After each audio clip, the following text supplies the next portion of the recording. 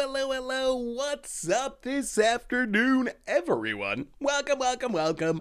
Fine Thursday to you all, and Streets of New Capenna release day, sort of, for y'all. Good to see you. Shark Pog, Dylan Hunter, WTF, Andy, Shark Pog again, Nia Chuck, MTG Goldfish, that's me, Ring Chase, Rooker K Dog, Nia Chuck, Lucid, Arch. How is everyone doing today? Hopefully better than Arena. If you're doing better than Arena, then you should be having a decent day at least. Oh my goodness. How does this happen every single time? Every single time we get a new set. I have all these grand plans. Oh, we're going to go on Arena. We're going to check out Explore. Maybe we do a draft. Maybe we play some new standard. And then Arena's just like, no. Back over to Moto with ya.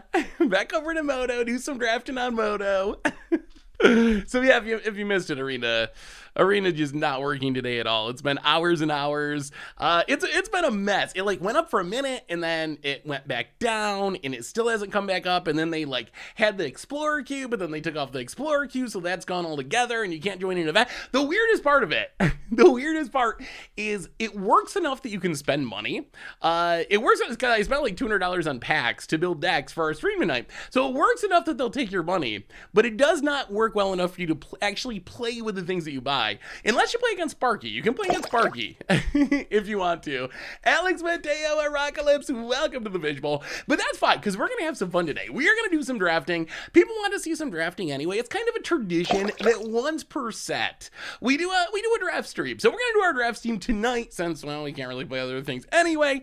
So it's going to be super fun. We're going to do some drafting, and the upside of drafting on Moto is cards have real value, and if you look at the prices of Streets of New Capenna, there are some winners. Obnixel is currently $63 in climbing, Luxor $34, Bootlegger Stash, all the Triumphs are worth a bit, but really we want to open Obnixel or Luxor. Those are the two big winners that are going to pay for the draft of that sub. So the plan for today, kind of bluish. Oh my god.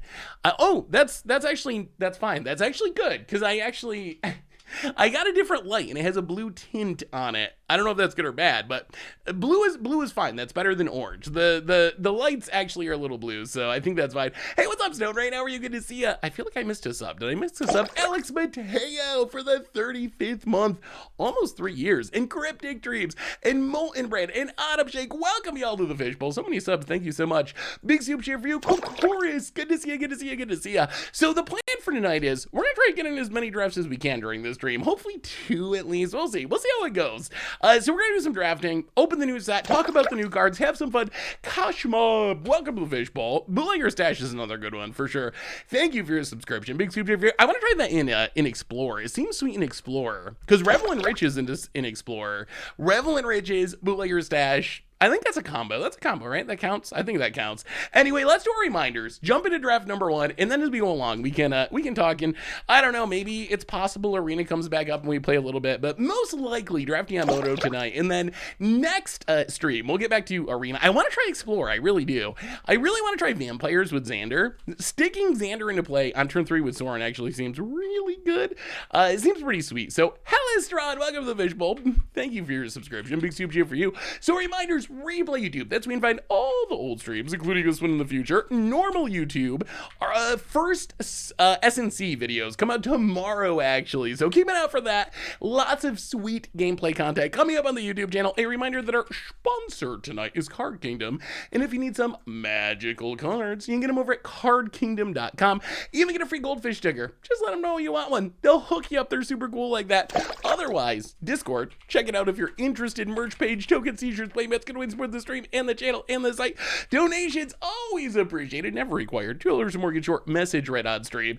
And that means it is time to do some Streets of New Capenna drafting. I haven't done a single draft. Does anyone have any advice before we get into this? Who is your favorite thirst trap from Magic Circle Jerking Poll? I actually haven't seen the poll. I haven't seen it. Once in a while I lurk on Magic the Circle Jerkening because there's some good memes on there every once in a while. But that's one of the Magic Reddits that I don't check every day. I always check on a daily basis r/TCG and also the Magic Arena Reddit.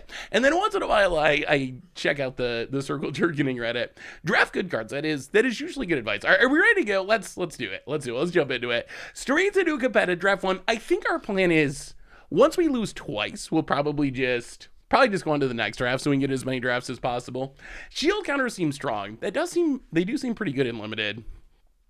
It'll be interesting because some of the cards that we kind of wrote off for constructed are probably going to be really good in limited. But we want to open Obnixilis. That's number one. Obnixilis or Luxor. Last time, how do Wizards compensate players for the downtime? I think traditionally they give us like a 1,000 XP or something. Completely useless. I want the apology pat. I want the apology pat. That's the only thing. That's the only thing that's gonna make it right. If you're watching Wizards, give everyone a free apology pat, a very like sad-eyed puppy. I think that would work. I think that would make people feel better about losing out on a whole day of the new set. Potato David, welcome to the fishbowl. Thank you so much for your subscription. Big scoop cheer for you. Thank you. All right, what do we got? Pack one, pick one. Our rare is Black Market Tycoon. Seems fine. A Treasury Mana Dork. Offer You Can't Refuse, not very good in limited. Broker's Charm, really good, but do we want to be 3 colors right off the bat? But Fight Spell, card draw, can't go wrong with that. Exotic Pets is a cool card, probably a pretty good limited card. Silencer is probably decent. Fixing seems like it's going to be important. Seems like it would be easy to end up like 5 colors in this set. Oh, what do you think, chat? What are we taking? Is it worth taking the Black Market Tycoon? I think it's Black Market Tycoon, Broker's Charm, or Exotic Pets. Those are, or I guess Rafine Silencer because it's 1 color. Those are the cards that stick out. Shift stream mode, right side of the screen. Oh yeah, I can. There we go. That's a little better. Exotic Pets. Oh, we're running out of time. Everyone wants Exotic Pets. All right, we'll take Exotic Pets. Sure, let's try it. Let's try Exotic Pets. Ooh, Maestro's. Ooh, Cemetery Tampering. Oh, that actually seems pretty bad in limited. In limited, if you have 20 cards in your graveyard, you have very few cards in your library. I mean, Jewel Thief is just like a legit. It's just a legit card. Civil is a not. Oh, yeah. Well, I mean, we're figuring out the set. Kill Shot is fine. Yeah, Kill Shot's destroying an attacking creature. Removal is really good. Jewel Thief, I think, is a good card, but we don't have to go into a 3rd color yet. We could be Esper. We could be Bane. We could see where we end up. We have a new donation from, whoa, a big donation. Probably just Kill Shot, I think, unless y'all can come up with something better. Kira Box Army, $20 donation. Hey, Seth, currently recovering from COVID. Can't go to pre-release. So excited to hang with a fishbowl and with all of you cool people. Everyone stay healthy. Well, thank you so much for the donation, and feel better. I've had a couple friends get COVID recently. Yeah, all right, let's say Kill Shot. Stay open. See if we want to go towards Bant or Esper, depending on what we get. Gathering Thong is hilarious if we get a bunch of them. Also, Hold for Ransom seems pretty good. I mean, it's basically pacifism, right? 2-mana enchant creature, can't attack or block, and has pay 7, sack it to draw a card. I mean, so I guess it's slightly worse than pacifism technically, but I mean, it shuts down any creature for 2 mana. It wiggles. Welcome to the fishbowl. Thank you so much for your subscription. Big super for you. Thank you. Otherwise, what else do we got? Graveyard Shift. Reanimation, Grizzly Sigil. I don't know for a Grizzly Sigil deck, but it is a good removal spell if you can sacrifice something. What does this do? Scuttling Butler. The beginning cam on your turn, if you control 2 or more multicolored permanents, gains double strike. Probably not interested in that. I mean, I'm leaning towards just Hold for Ransom. Also, Rafine's Informant's it's just a good card. Like, a 2-drop that loots is kind of insane, but I think we just take let's just take the removal. Always take the removal. I do think Rafine's oh my god, that's a Jewel Thief. Jewel Thief is like, it's just insane. It's absurd. 3 mana, 3/3, Vigilance, Trample, and a treasure token.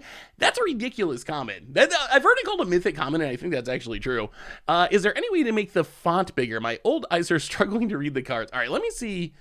I feel like there is. I feel like we go through this every set, and then eventually I remember how to do it. But I swear you can make the cards bigger somehow. Oh, there we go. Boom. How about that? How about those nice big cards? Look at that. Okay, we did it. We outsmarted the moto. Hey! So what are we taking here? There's also a shield mate. Backstreet Bruisers. Silencer. So head towards Esper. All right. All right, we'll go Esper. We'll go Esper direction. That's fine. I mean, we could still end up in Ban if we want to. I don't know. How good is Silencer compared to Thief? Like, do we have enough? Do we have enough ways to support this? So when it enters a battlefield, it connives, and then when it dies, a creature gets negative X, or X is its power, so it's getting -2, unless you can support it in additional ways. Yeah, I feel like maybe we should just be moving into green. Like, this is a fine 2-drop. This is a okay 2-drop. Patch Up, Random Token Maker, Menace Conniver. Should we just be going green? We passed up Jewel Thief, which is probably incorrect. We got more. You know what? All right, let's say we'll hedge. We'll go a little bit in between. We'll go a little bit in between and see where we end up. Now, this is probably just a land. Maybe we splash green. That's a possibility. Don't trust. Oh, actually no. I think this card's absurd. 4 mana, 2/3 flying connive. So it can be a 4 mana 3/4 flyer. That's just like bomby unlimited. So I think we're definitely taking Echo Inspector. I think Echo Inspector is great. Hey, what's up, meanwhile? How are you? Good to see you. Hello, the Mike Arnold for the 56th month. Welcome to the Fishbowl. Thank you so much for your subscription. Big super for you. Thank you. What does this do? 4 mana, 2/2 flying, pay 3, gets +1/+1 until end of turn. If exactly 3 colors of mana were spent to activate it, put a +1/+1 counter on it. It says security bypass as long. Oh, this is the looting enchantment, the connive. This pack doesn't seem that great for us. What is our curve? Our curve is pretty fine so far. Could use more 2s, but the land. All right, we'll take this. We're gonna take this Paragon. I don't know if the Paragon's actually good, but we're gonna take it. And then oh no, you and target opponent draw a card. I don't know about that. Feels a little bit like a Secret Rendezvous. I don't know if we want to be Secret Rendezvousing, but this thing seems pretty bad. 3 mana, 2/3. I don't know about, what do you think of this art? What do you think about this art? Arena's back up, some people have said. That's sweet. Oh, it might be too late. It might be too late for us. We're already in a draft, unfortunately. Sack for a swamp, forest, or mountain. Oh, those are a lot of colors that don't necessarily help us. Glamorous Outlaw, 3 mana, 2/3 reach. When it blocks a creature with flying, gets bigger. Really don't want more of these. He seems pretty bad. All right, we'll take the Outlaw. I don't know if we're gonna play it, but we'll take it. Tap, make a treasure token. That's kind of sweet. Ooh, that's a big one. 6 mana, 6/3 Rhino Soldier. Enters the battlefield with a shield counter on it. Has trample as long as it has a shield counter on it. You like the art or don't like the art? The artist is the same as Faithless Suiting. Oh, is it? That makes sense. Well, all right. We need a way to get counters on our creatures. We have all this Ooh, Snooping Newsy. I think Snooping Newsy is just like, oh my god, Rafina Form. Isn't this card good? 2 mana, 2/1 ETB Connive. How can that not be good? That has to be good. When it enters the battlefield, connives 3 mana. Okay, I feel like we actually ended up in a pretty reasonable color combination so far. Ooh, and we got the special land too. Not bad. Not a bad start. So we're a little bit all over color-wise. It's looking like Esper. We're looking like we're heading towards Esper. We have 1 removal spell, 2 removal spell. We have a couple of connivers. Actually quite a few connivers. That seems fine. Why? What are people drafting? Everything seems open. Yeah, I don't know what's going. Oh my god! It's rewarded! All right, I'm glad we went to Esper because Rafine is like that's the payoff. That is the leader of the family. Well, I'm glad that's the direction we ended up in. That is the perfect card for us to open. Like, probably for our deck, the best card in the entire set. So, I don't think it's like super valuable, but still, I mean, we cannot go wrong with Ravine here. Well, we are clearly Esper now. We are clearly Esper. Whew, that was fortunate. When it enters the battlefield, choose target creature you don't control and tap it. If you control a creature with a counter on it, well, this is probably great, right?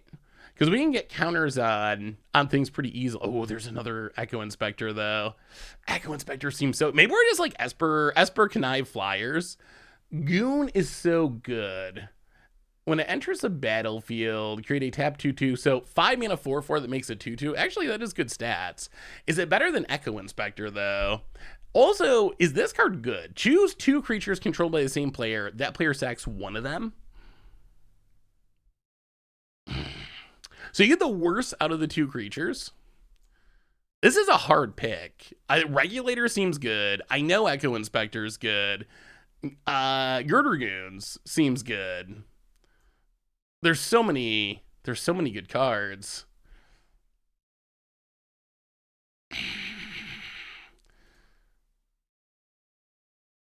You know what? We're gonna take the Regulate. Oh, we got the Inspector anyway. Okay, but there's a Murder.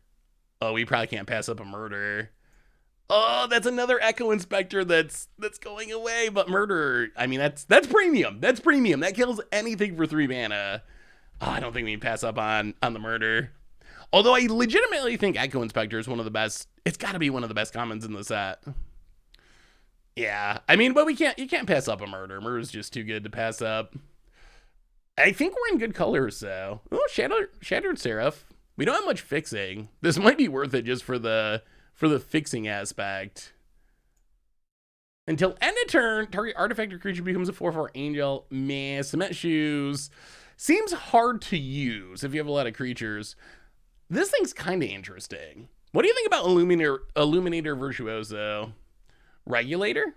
Wait, Regulator. What's the Regulator? What am I missing? Oh yeah, Murder's great. Murder is just like legitimately awesome. I mean, it's probably Seraph. We haven't drafted any land, so we probably need. Ooh. That's another one. Oh, this deck's looking. This deck's looking really good. The deck is looking really good. That's another Regulator added to the pile. Well, it seems like Esper is maybe a smidge open. What do you think about a little chat? Max Mulder, welcome to the Fishbowl. Thank you so much for your subscription. Big super for you. Thank ya. Yeah, that might have came out wrong. Hey, what's up, Dolph? Good, how are you? A little chat? Can we have a little chat? Forget about it. Yeah, let's have a little chat. Just a little chat. I mean, it's an instant. We don't have stuff we really want to casualty, but we can find something to murder. Since Murder is legitimately awesome after all. What do you think of this land? I think I like these lands. Hold for Ransom. Why is Hold for Ransom going so late? Is this not as good as I think? Is this a set where pacifism is bad? I mean, I guess it's kind of bad against Casualty, but not that bad because your opponent still loses a creature. Is this just not as good as it looks? Maestro Caesar is okay.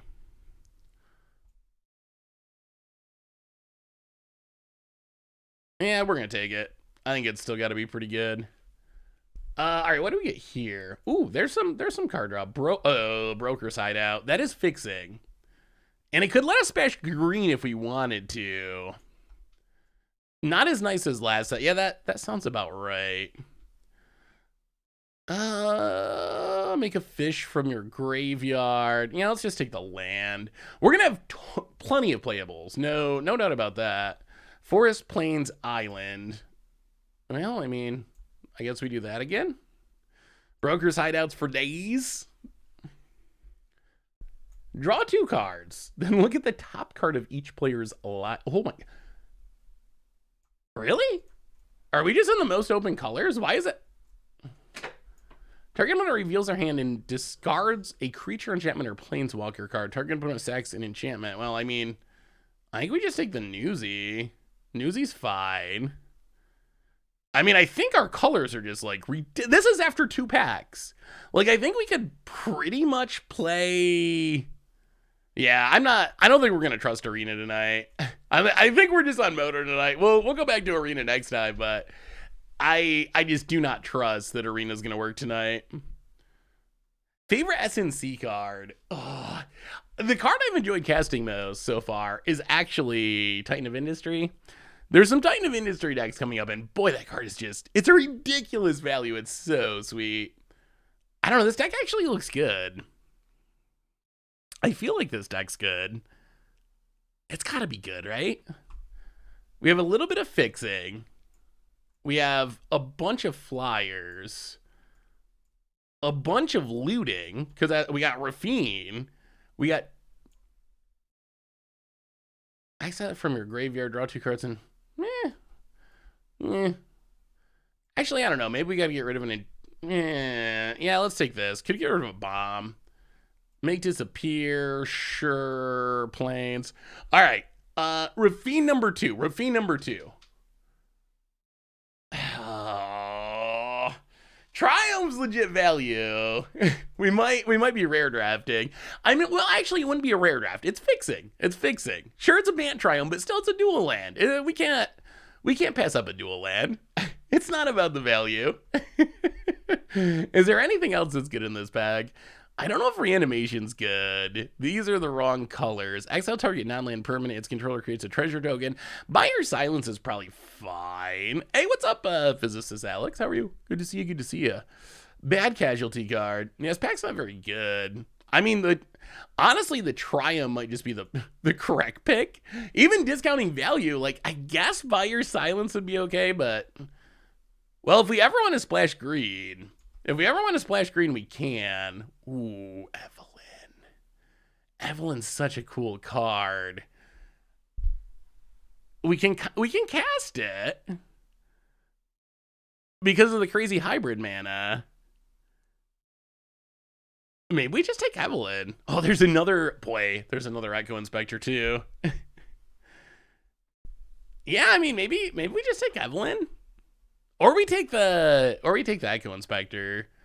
The Echo Inspector is definitely good, but Evelyn's a rare, and we haven't got to play with it, and I kind of want to see... do we have any vampires? Probably not. There's not really many vampires in this set. So it's probably mostly going to be... I mean, maybe we can pick one more up, but yeah. Yeah, we don't really have vampires. Is Cut Your Losses a legit win con? In Limited, I think possibly. Evelyn? All right, we'll take Evelyn. I mean, worst case, it ETBs and draws a card. Even if we don't have any more... ooh. Ooh, Queza. All right, let's try... ooh. I think Citizen Crowbar is probably fine. It's essentially Grizzly Bears with the upside of blowing up an artifact and enchantment, but... yeah, I mean, ETB draw 2, even if we don't have any more vampires, that's still reasonable. Yeah, let's say Queza. Queza seems good. I think Citizen's Crowbar is also good, but... ooh, Rogues Gallery. For each color, return 1 target creature of that color from your graveyard to your hand. So we can get back a white creature, a black creature, a red creature... that actually might be worth it just for the late game. It doesn't do anything in the early game. I mean, Witness Protection's good removal too. We have a decent amount of removal.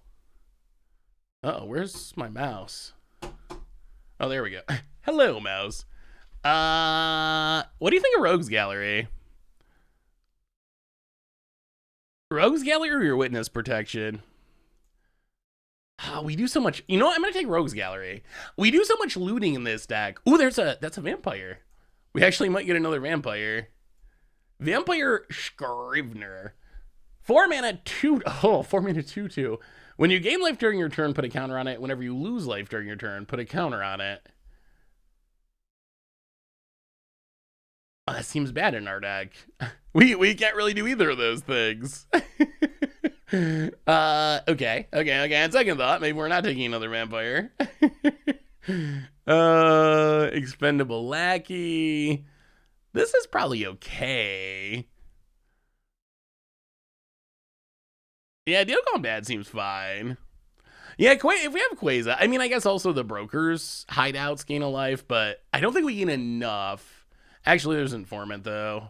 We're gonna take Informant. I think Informant's really good. Maybe we Kill Shot. Well, we'll just take Kill Shot. I think we're gonna have enough removal. I think our deck. Oh my goodness, Echo Inspector, another one. I think our deck is actually like pretty good. I don't know. We'll see. Maybe I'm off base. This is the very first draft that we've done in this format, so maybe we're off base. But I feel like this is kind of where you want your Esper decks to be. I think we're okay enough with fixing. I mean, we could use another land or two, but I don't think we're desperate for fixing. Ooh, Maestro's Theater. There we go. Swamp or Island. And, ooh, that's a vampire. Boy, why are the vampires so overcosted?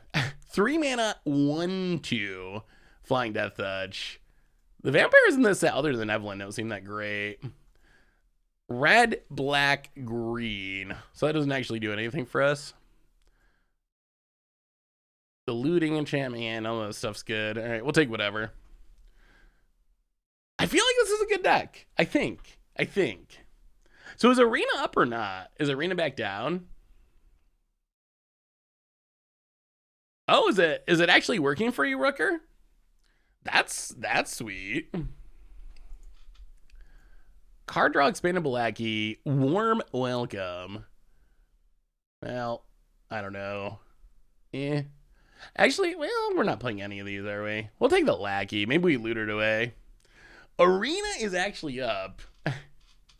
It's day one, of course it's down. It worked and then it didn't. Yeah, you never know with Arena these days. Worked for one game for me. Why do you think this keeps happening? Like, why is it every time we get a new set release? So I don't know anything about programming. I'm oblivious when it comes to this stuff. But I assume that that's the day that Wizards would want it to work the most, because everyone's hyped and interested and willing to spend money on the new set. It's so weird to me that that's the one day it never works. So what is the issue? What is the why does this keep happening every single time? Like nonstop. Arena, no. Another company took over technology. Another company took over Moto, but Arena is still with Wizards. Magic just went live. They're gonna show off their own bugs. Oh, probably. Software is hard, and they probably aren't given enough time and proper budget to test new stuff. Yeah, I wonder if Explorer is what broke it. That might be. I think our first draft went pretty good. I mean, I don't know. This deck looks good to me. Okay, so we got to cut some cards, a few. What are our worst cards? So we have 1, 2, 3, 4 removal spells, 5 removal spells. 5 removal. Oh, we can get rid of this. We don't want to play Skyline Crier, I don't think. We're keeping this. We want the Echo Inspectors. Revel Ruiner's fine. Public Enemy. All creatures attack enchanted creatures controller each turn if able. All creatures attack enchanted creatures. So this is like a multiplayer card then, right? You put it on your... Yeah, this doesn't seem useful. What does this card actually do outside of Commander? Is there any... It makes your opponent attack you, or makes you attack your opponent? Seems better. I guess you can like combos with Settle the Wreckage. Make them attack and settle them. Yetis Gaming. Welcome to the Vision Vault. We're not gonna play it though. Thank you so much for your subscription. Big soup for you. Thank you. A little chat. Backstreet Bruiser. Make disappear. I mean, this deck seems good. What are we cutting though? We gotta cut two more of something. Put it on your own guy and make them chump attack. Yeah, that could work if you got a big board. Ooh, Death Touch Tribal. Cut the pets? I mean, I think the pets are good. We should have +1/+1 counters. So this is going to be instant speed, 3 mana, make 2/2/2s, hopefully. That was our first pick. We can't cut our first pick. It's basically a 3 mana Wrath. Well, when you need to have a pretty big board to make it worth it. Cut a little chat. Yeah, I mean, I guess we have so much looting that this probably doesn't do anything. There's maybe an argument for make it disappear. Like, I don't know if we need a counter. We don't really have stuff we want to sacrifice. Maybe we leave that in the sideboard and just run it like this. I mean, that's a good curve. It's a good curve. It's good cards. Because we're conniving, we got a ton of looting. That seems pretty good. Seems pretty good. Yeah, I think I was looking at exotic fish, and my first instinct was like, okay, let's do this in standard. Let's play it in standard. What crazy things we can we do with it? But then after actually looking at the standard card pool, there's not a lot of ways to add unique counters on things in standard, like at all. It's kind of surprising how few ways there are. So it might have to be something we do in a non-standard format. In standard, it's like Elspeth can put a unique counter on something. You got +1/+1 counters, but there's it's not like Ikoria standard where there's all these ability counters. Oh, we got to cut one more land. Probably a swamp. I don't know, maybe a plains. That's fine. Something like that. Oh yeah, Crystalline Giant's like the perfect combo card for it.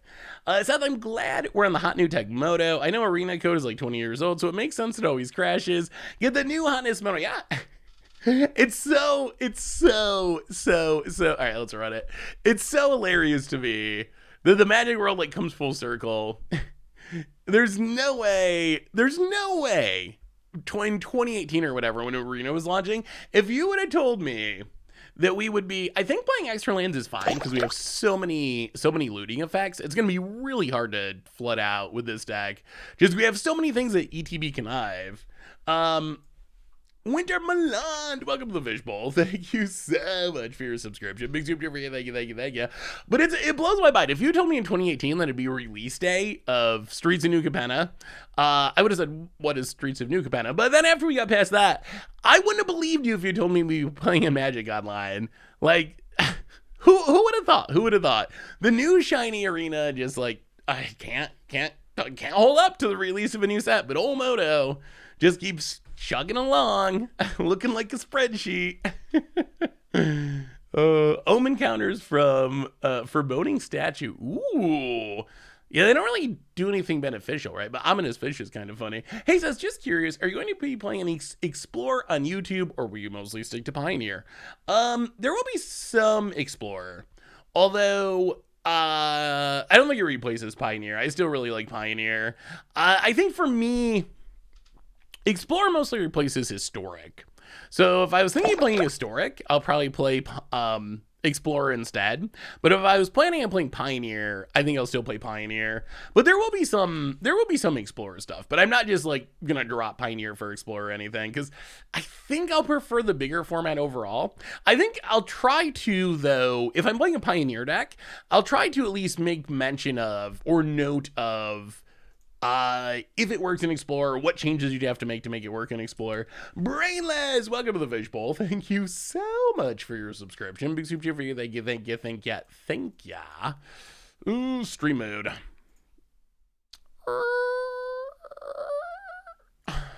Well, I wish we had white mana, but I don't think we're gonna mulligan this. Yeah, whatever. We got more white sources than anything. Hey, so they have a deck I would like you to see and maybe check out. It's a turn 2 win in Modern. Ooh, you should send me a link. I'd love to see it. It's going well. How are you, Exmeral Emery? How are you? Good to see you. I mean, haven't been able to play much Arena, but going well out. It wasn't my fault Arena broke. I swear, it wasn't me. It was Sparky's fault. I saw Sparky messing with the code. I saw him. I actually don't know. Duck Sausage, welcome to the Fishbowl. First time sub. Thank you for your subscription. Big super for you. Thank you. That's not a white source.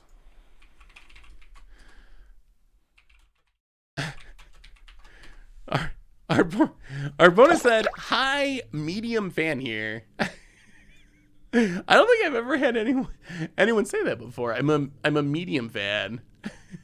I guess that means they're like not really a super fan, but they are more than not a fan. What is a medium fan? Yeah, I appreciate the honesty. Hey, thank you. Hey, thank you, Ducky Sausage. Medium fan. Vote it. Looking to gruel it up. Yeah, that sounds about it. Medium fan. Enjoy it, but don't seek it out. Yeah, okay. That's ooh, wow. Okay, opponent's got real cards. Ginny Faye, one of the sweetest cards from the set. Oh, so chat, what commanders do you want to see? We were talking about Commander Clash today. I think we gotta kill Ginny, unfortunately. We were talking about Commander Clash. Actually, do we just kill it now? Yeah, whatever. Let's just kill it now. I don't know. There's probably some sort of protection. Every set has some sort of protection. Definitely going to need that white mana, though. It's a little slower than we'd like. Oh, Henzi. The problem is, the precon cards are like basically not coming to Moto. Elegant Entourage. It's a big one. Well, okay, that's good. The Silencer is fine. Let's play Silencer. Let's loot. Let's discard a Informant. Broker's Hideout. Get our planes. This actually stops us, right? If our opponent attacks into it, we get to just block and kill it with the Silencer. Maybe Silencer is good. Oh, we got an Evelyn in our deck, actually. I don't know if it'll be good, but you should pick the one that connives. All right, so opponent going to do some killing. Some killing of our stuff. Which is kind of a bummer. Opponent gets in, hits us for 2. If is Arena messing up? I paid for a draft, doesn't let me join. Explorer isn't up yet. Yeah, Arena's super broken, Mr. Roy. Same thing happened to me. I didn't try to draft, but it let me buy all my buy all the packs, open all the packs, but as soon as I went to try to join anything, would not have it. All right, I guess we just gotta kill shot this. It is a 4/4. We would prefer not to die to the kill shot. Ooh, Jaxus is a cool card. I really like Jaxus. We might have to see about getting Crim back just to Xander it up. Because Crim loves Xander so much. Ooh, the Sizzling Soloist. When another creature enters the battlefield under your control, target creature and opponent control can't block this turn. If it's a second time, the creature... Why is there so much text on every card? If it's the second time this ability is resolved this turn, that creature attacks during its controller's next combat phase of Fable. Honest question, chat. When a card like this comes out, do you read it all? Do you know what that second ability does? Or do you just get to the first ability and say, okay, whatever? I have no dad. Welcome to the Fishbowl. Thank you so much for your subscription. Big scoop cheer for you. Thank you. All right, opponent will not play around the kill shot. Well, okay. So we will kill shot it. And, well, 1, 2. Rafine's Informant. Do some conniving. Speller, welcome to the Fishbowl. Thank you so much for your subscription. Big super for you. Thank you. Huh.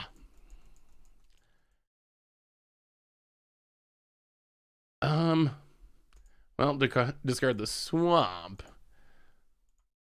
Play the land. Echo Inspector. Loot. Ooh, Evelyn. All right, we're going to discard the Regulator. We want this Evelyn. We need that card draw. Opponent. I missed your sub, G Fuel Cold. My apologies.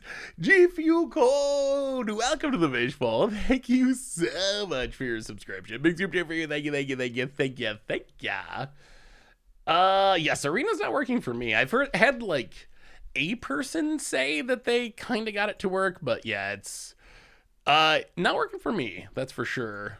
All right, well, I think it's Evelyn time. See how good the old vampire is. Well, get in, hit you. Opponent was able to draft but not play. I missed your modern story. What's your modern story, Magikarp? Tell me again. I won't miss it this time. We're gonna hold on the land, I think, for future looting purposes. Yeah, that's the thing. Like, if the text is doing something cool, then I'm okay with it. But in some cases, like, if sometimes feels like, I don't know, is it worth it? Like, is it, oh, this is going to be a blowout, isn't it? Our opponent is not going to play around an Evelyn, and this Evelyn's going to get him. Oh, maybe just a 2/5 flash is good. Because our opponent thinks we can't block. Yeah. No one expects the Grixis Vampire out of the Esper deck. Evelyn? Hit something good, please. Land and an Echo Inspector, but we get to kill this. Untap. What is Echo? Oh, Echo Inspector is good. We will Echo Inspector. Thanks to Evelyn. Give us that card advantage. It's a sousaphone. Sizzling Soloist. An opponent. Done. What do you think of the... Now that we've seen the whole set, I've heard some criticisms of the flavor of it. Some people don't like it. Do you like it? Where do you come down on it? I will say, and I do like this set, it wasn't quite as gangstery as I thought. I feel like there's like a little bit of gangster stuff, but really, I was expecting more of like a straight up mobster style set. And I feel like this ended up being like a 1920s set, really, rather than a full-on gangster set. There's a gangster sub-theme, but yeah, that's kind of what I was thinking too. More like Streets of New York, like battling gangstery, and there is some of that in there, but that's not a bad thing. It's just not exactly what I was thinking when I heard gangster set. Echo Inspector is the best blue common. I think it's worse than every other best common. I mean, it's... So is Esper a bad color combination? Mobsters without guns is tough. I do think that that's probably part of the problem. I like the Roaring 20s theme too, and I like a lot of the art. I've heard some people say they don't like the art, but I like the art. I think it really does, for the most part, hit the like urban 1920s vibe. Just got into a game in Arena. Ooh, good luck. Hopefully it works for you, Turi Twitch. Hopefully it keeps working. I mean, I think at this point I think we just run it back. I think at this point we're probably just committed to Moto for the night, and then we'll hit up Arena next stream. Hey, what's up, Magikarp? Did I miss your modern story again? Oh no! Please tell me I didn't miss it again. Not twice in a row. Yeah. All right, this is fine. I think blue mana, white mana. Super janky fixing. So I played my modern deck for the first time, and I'm going to their turn 3 and cast a card, and I tried super hard not to crackle with laughter. End step, Visions of Beyond. Oh, about it. Mountain. How did it go actually? How did the modern deck go? You're playing Abzan Rights, right? Or something along those lines? About it. So did they do you the favor of filling your graveyard, or did they manage to mill you out? Turn 3 at the betrays. Yes. Oh, that's so good. That's so good. I love it. Oh, Evelyn again. Well, let's start the informing. Exotic pets. You know what? I don't think we need this fixing. Let's discard the... Yeah, let's discard the Seraph. Grow the Conniver. Ship the turn. Just got into a game on Arena, feels illegal. So did you win? Was it enough to actually win the game? Opponent, Riveteers, Initiate. Yeah, I don't know. It's been up and down. I thought it was going to work earlier today, and then it went down, and then people have said they got in a game, and it went back down, so I think we're just not going to deal with it for tonight. Well, we'll go back to it next week after they fix it. Don't play Evelyn, you'll force a scoop. Wait, is there something wrong with it? We played it last game, and it actually worked fine. It was great. Well, discard the newsy. Somehow we're missing land drops, which is awkward. No attacks, no attacks. We want to make some fishes. Discard the Reveler. Yeah. That might have been better.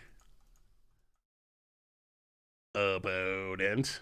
Ooh, security rocks for the full price. Sure. I mean, our opponent can't really attack, right? Or they just get 1,000,000 for one by silencer. Probably better known as 2 for 1. Okay, well, let's... When it enters the battlefield, choose a creature you don't control and tap it. If you control a creature with a counter on it, it doesn't untap during its controller's next untap step. It's either that or just...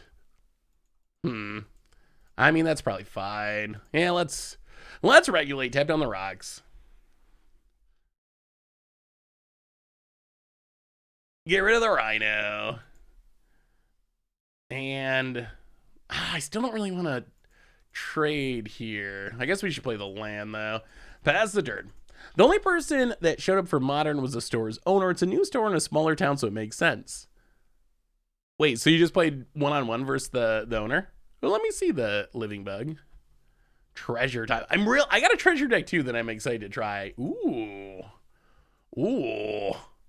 When it attacks, create a tapped and attacking 1/1 devil that when it dies pings something. We haven't done a good job of drawing removal this game. That Pugilist could be a problem. Oh, we drew planes. We don't have the mana for Evelyn. Opponent stuff is big. Opponent stuff is pretty big, I will admit. Well, get in and hit ya.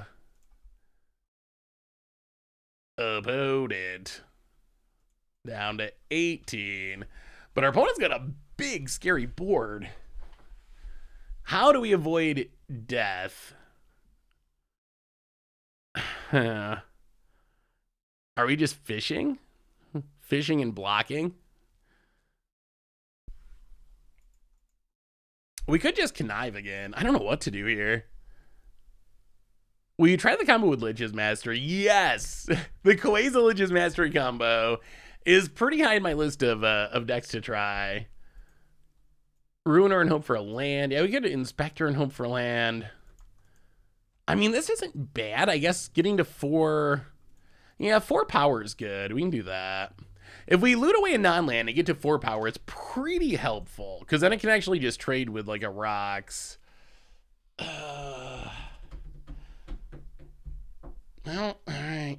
Alright, Echo Inspector. Or do we discard Evelyn? Well, we'll discard.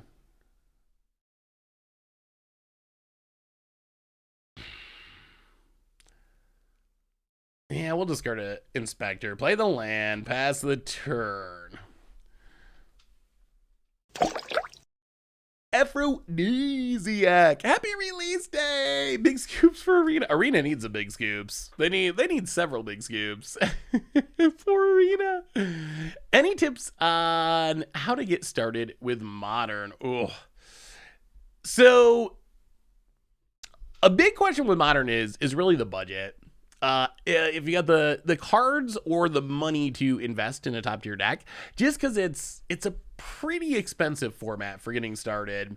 That said, let's see, this kills this kills this. Oh wait, that can pump. All right, this kills this kills this. Oh, this can double pump? All right, maybe we don't block that at all. All right, let's...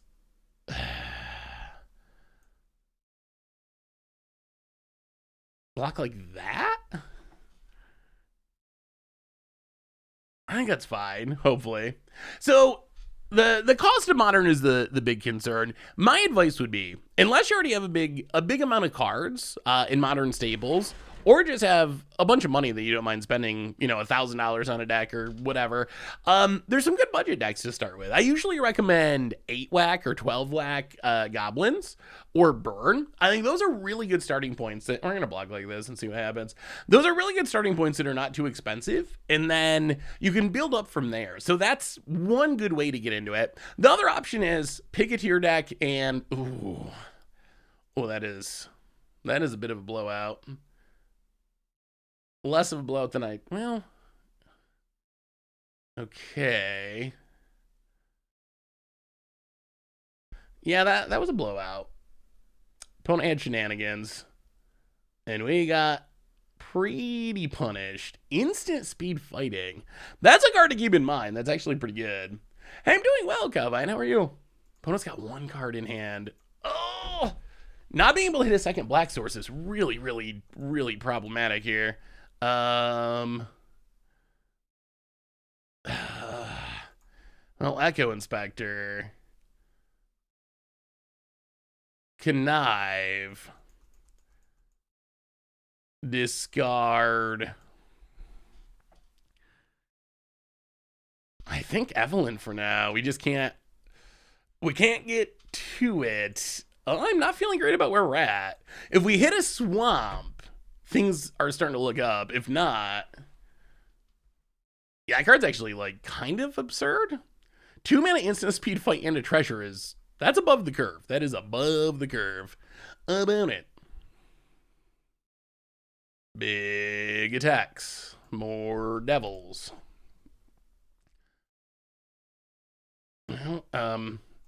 Block. Oh, they better not have more tricks. Opponent only had one card in hand. As long as they're out of tricks, we're not in horrible shape. If they got more tricks, though. So double block. Try to kill this. Try to kill this. Hopefully draw a black source at some point for this murder before we get deviled. I mean, everything's a treasure these days. treasures everywhere. Come on, no shenanigans. All right. Okay, no shenanigans. So we kill this. We lose our board, but we finally get rid of this ridiculous pugilist. All right. And now we draw the black source, murder the fixer, and then we're good. Oh no, that's a lot of mana.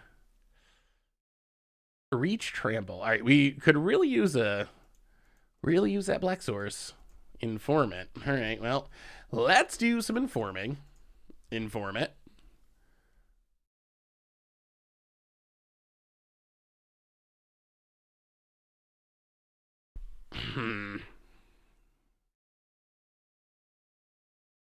Okay. Discard the bruiser. How are we 20 cards deep in our deck without finding a second black source? Ooh, Obscure Ascendancy. Let me see. Obscure Ascendancy is a card that I have not really tried to brew with yet. I guess it's Fish's time. Fish and prey. Opponent's got some big stuff. Like they're just playing big stuff. 4-color control. Obscure Ascendancy. I like the track that you're on. I think the X-Spells is probably the easiest way to actually turn it on. I like Dig Up. I mean, that looks sweet. Have you tried playing with it at all? I'm curious. I'm a little skeptical just because of Eminent Doom. I don't know if you remember Eminent Doom. That was a card that was kind of like slightly hyped when it came out, and it's very similar. 3-mana enchantment enters with a Doom counter. When you cast a spell, With converted mana cost equal to number of doom counters, you put a counter on it and deal that much damage to a creature or player. So it ticks up as you cast the spells. It was kind of like slightly hyped when it came out, not like super hype, but it was a card people talked about a little bit, and it just didn't work. So I think that made me a little bit nervous about the Ascendancy because it works like kind of the same way. But I like the Expel idea. All right, let's see if these exotic pets can keep us alive here. Opponent getting frisky. Well, exotic pets. Make some fishes. Get a counter. Would I like to Huh? But I like to redistribute counters. Then for each.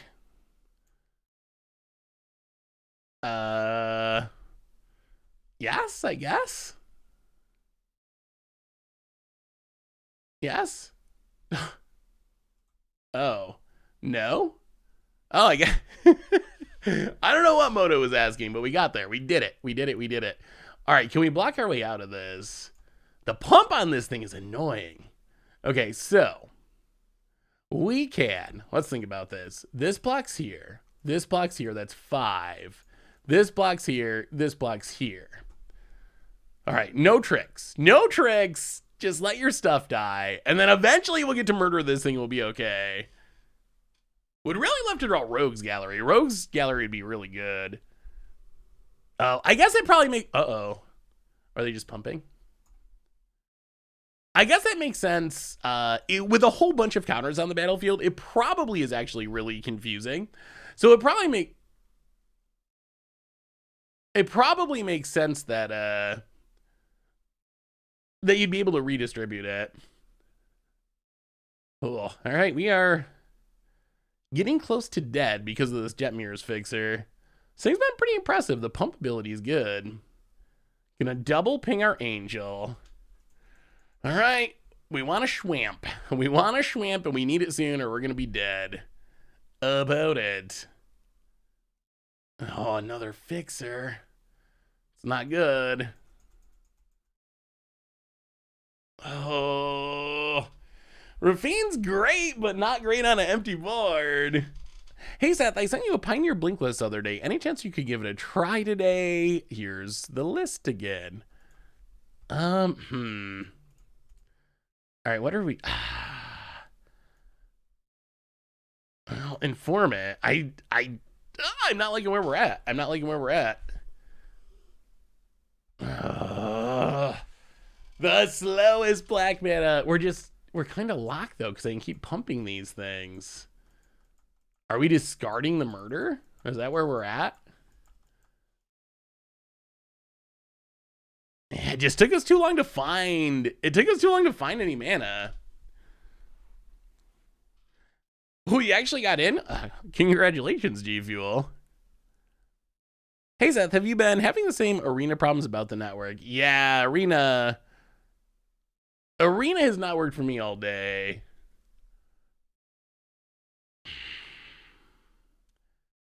So they can pump at least 2 times.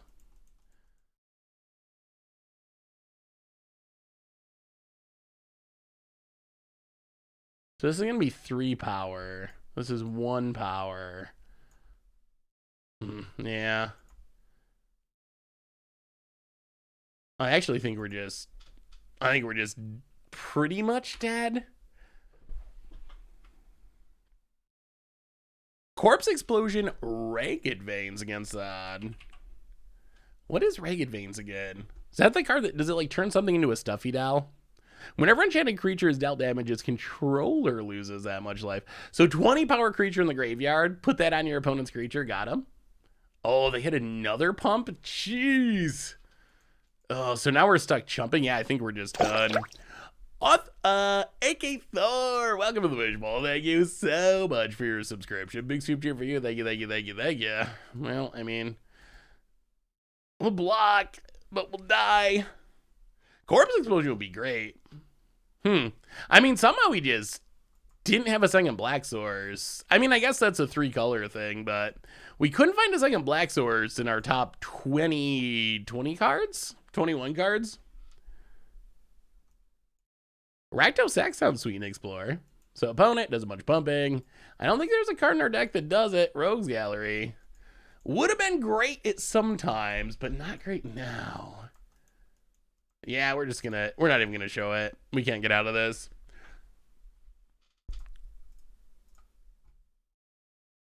Ooh, where was the band deck? So we're doing limited today, so I don't think we'll be playing I don't think we'll be doing Pioneer today, but the band Blink deck does look fun. I do like Panharmonicons. And I do like Titan of Industry, so it's definitely got some sweet cards. So it could be something fun to try in the future. Could be a fun one to try and explore too. I wonder. It seems like it's all Explorer legal, and I wonder if the slightly lower power of Explorer would actually be a positive for the deck. Caboose! Welcome to the Fish Bowl. Thank you so much for your subscription. And also hello to you. Big scoop cheer for you. Thank you. Well, I'm glad Arena finally made it back up. They always have the worst luck, the worst time, the worst something on release day. Venom Connoisseur. I'm still at the lookup card stage of the set release. Venom Connoisseur. When it enters the battlefield, when another creature enters the battlefield against Death Touch, if it's a second time and is resolved, all creatures you control gain Death Touch. Seems sweet with Finn. I mean, it seems fine overall. Also, Galaga readers. I realized today I had not been reading this card correctly. For some reason, I thought that this was just you get to choose one forever, kind of like a I don't know, demonic pact almost. So I thought Galaga readers was you play this. You play a creature, you choose one. You play a creature, you choose another. You play a creature, you choose another. And the end result would be, if you fully went off, you would gain 2 life, you get a treasure and put a +1/+1 counter on it. I've been reading over this turn aspect. That actually makes it a lot better. So I actually went from thinking Galaga readers was like one of the worst cards in the set to a pretty decent card. I don't know if it's a great card, but I think it's like pretty decent. Now that I know you can make the treasure every turn or whatever, that makes it so much better. All right, here we go. Well, okay. I wonder, do you think this is this an archetype that needs card draw?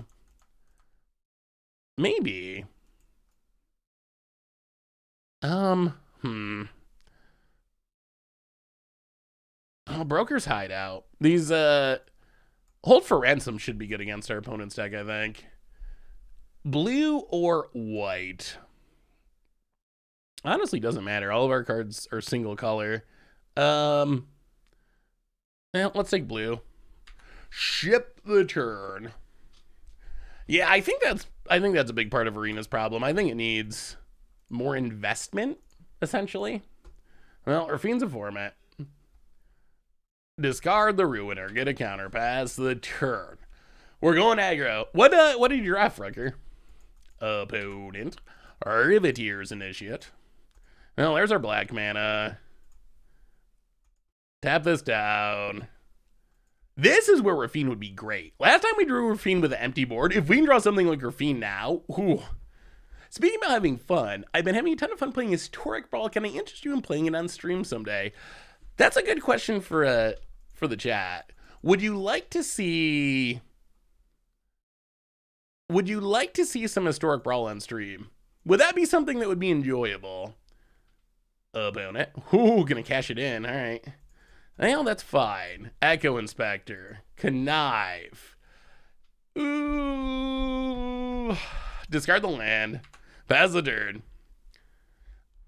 Is Arena down? I don't know. I've been hearing mixed things. It's been down all day, but then people have said it has come up recently, maybe, sort of, for them. So I don't really know where we're at with Arena. It's been having a rough day, that's for sure. Maestro's Theater. Well, let's do some more informing. Discard. Even more lands. Play the theater. Get a swamp. Hit ya. Well, we're kind of running out of action. Opponent drops to 13. We do have 2 removal spells, which is nice, but... Yeah, so the Historic Brawl, it's definitely super fun. It's definitely super fun for players. Like, I'm really glad that it exists. However...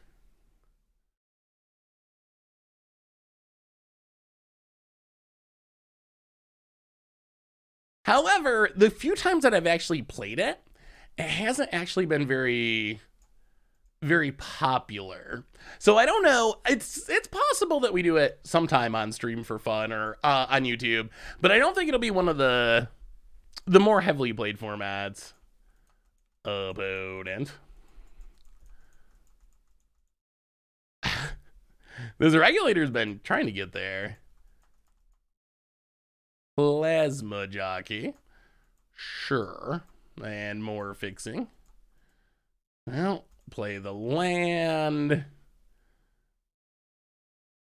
Go attacking. Well, now I guess we're to the point where another land's fine because we get to play the Shattered Seraph, and non-lands are fine because we get to actually play cards. We have kind of flooded here a smidge. Opponent. Combat. Attacks. Triggers.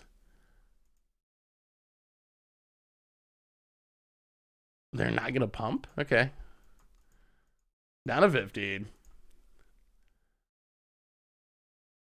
This means they have a 6-drop? Oh, boy. All right, opponent keeps throwing big stuff. We find the Rafine. Is it too late? Rafine is good. Is it too late? That's the question. Rafine hits the battlefield. We get to do some conniving. Arfine's so good. Oh! All right, we're going to discard. Oh. What do we discard? All right, we're going to discard the Seraph. We're going to grow it. We're going to hit our opponent to 6.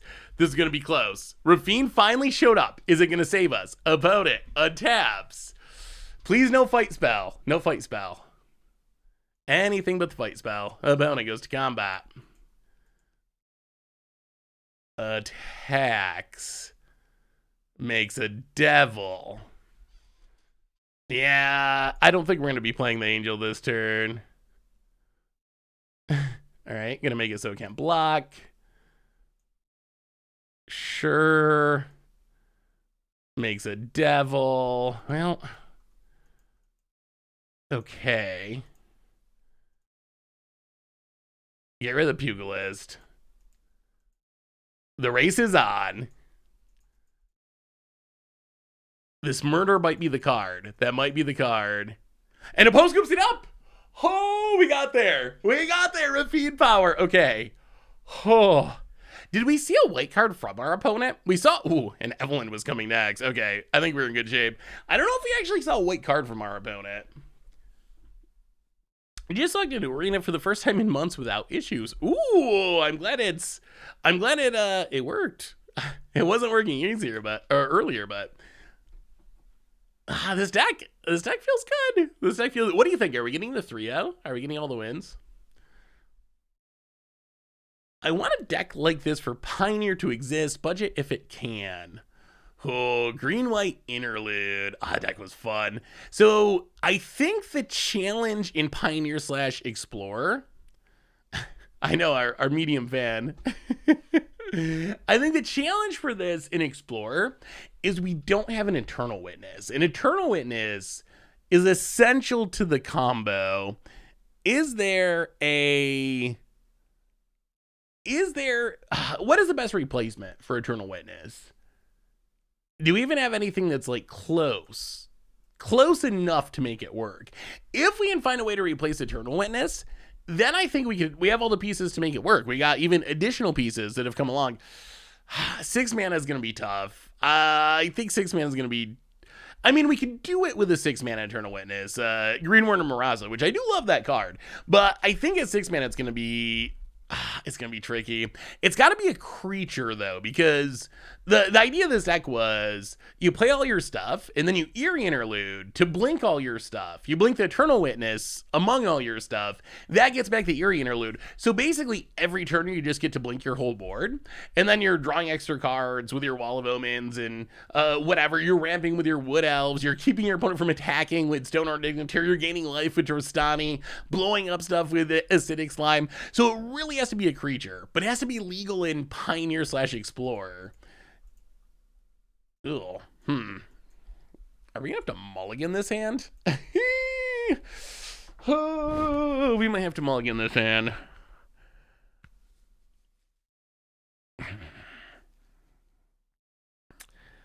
I like these cards, we just can't cast them.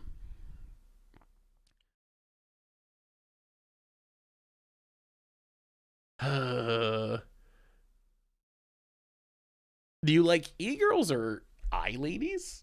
I'm not exactly sure what that means, Ducky Sausage.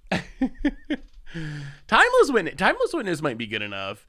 That's in Historic, but not in Pioneer. You know what? Whatever. We're going to be fine. Our deck is full of connive cards. Like, we either draw the lands that we need, or we draw the connive cards to find the lands that we need, so it should be fine. Our Chaomancer could do it. I think we'll be fine. We'll be fine. I do like Green Warden's sweet. I've played my fair share of Green Wardens in Command. I used to play, I don't know if you watched Commander Clash like a while ago. That used to be like every Commander deck I would build. It was essentially that Eerie Interlude deck. That was just what I like to do. Blink it, Panharmonicon, blink it, reuse it. Opponent, they got some Informant action. Opponent. There we go. There was no Panharmonicon in that deck, although there easily could be. I think it might have actually been pre-Panharmonicon era. Let's discard a Plains. We do want our mana to maybe cast Evelyn at some point. Opponent. Oh, Mitch Hedberg's like one of my favorite stand-up comedians. Mitch Hedberg's so funny. Was so funny. Most Wanted. All right. Yeah, I mean that is a legal play. Snooping News, Emil. Ooh, 2 good cards. Well, that is getting us. We have a 0, a 2, a 2, and a 7. If the entire WotC crew were an animated series, which series would they be most similar to?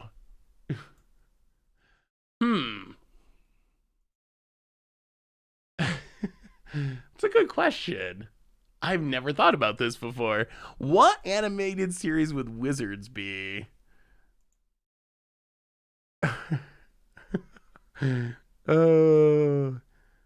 I am open to suggestions because I'm actually not sure about it. Okay, so opponent also got many of Rafine's informants. They're running them all out, and they are conniving away all their spells. So opponent's just full on trying to be the aggro, I guess. Well, play a swamp. Echo Inspector. Discard even more lands. Oh, so many lands. Well, pass the turn. About it. Untaps with Rafine's Informant Tron. Hopefully they are out of shenanigans. Attacks with everything. Well, we will. This is actually a tough position.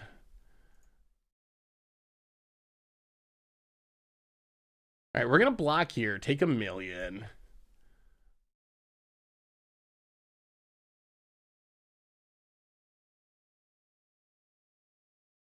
Opponents discard a ton of really good cards, too. I guess they're color screwed, but still, they're discarding all their removal. Are we... Jeez, all right. So opponents like Boggles, I guess? Apparently our opponent is a Boggles deck. We dropped to 7. They play a tap land. Last card. So, okay, so opponent is out of shenanigans. They are officially out of shenanigans. Can we stabilize, though? The Snoopy Newsy just never comes on. 0, 2.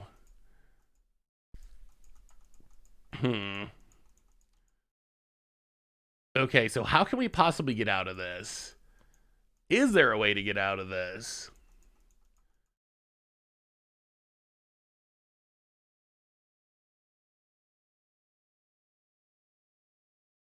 Yeah. Pets makes it 5, but Pets is pretty bad without without counters on anything. So I guess we Pets. This becomes a 3/3, and we block here and double block here, and then Evelyn. I guess trust in the fishes, I guess. All right, another land number 70 million, gain a life. Thin the deck. 1, 2, 3, 4, 5, 6, 7, 8, 9. We have drawn all the lands, that's for sure. I mean, I think this is our only shot. If our opponent top decks something else, then we're super dead. Opponent swings with everything. Well, here comes the fishes. Turns on the Newsy. Newsy blocks here. Fishes block here. Now, hopefully our opponent just drew a land. We can't really survive another something.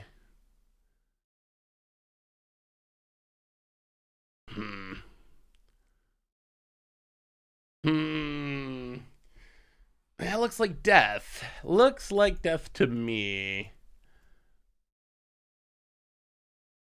So we're dead no matter what, right? So I guess our only shot is to Evelyn and hit a 1-drop. Oh, we were so close to stabilizing. Opponent had a pretty... Oh, we can't even do that. Oh, yeah, I guess we can. Okay. Well, come on, 1-drop. Come on, 1-drop. Evelyn. Why is this not working? Black, black, blue, white, white. That should be able to cast...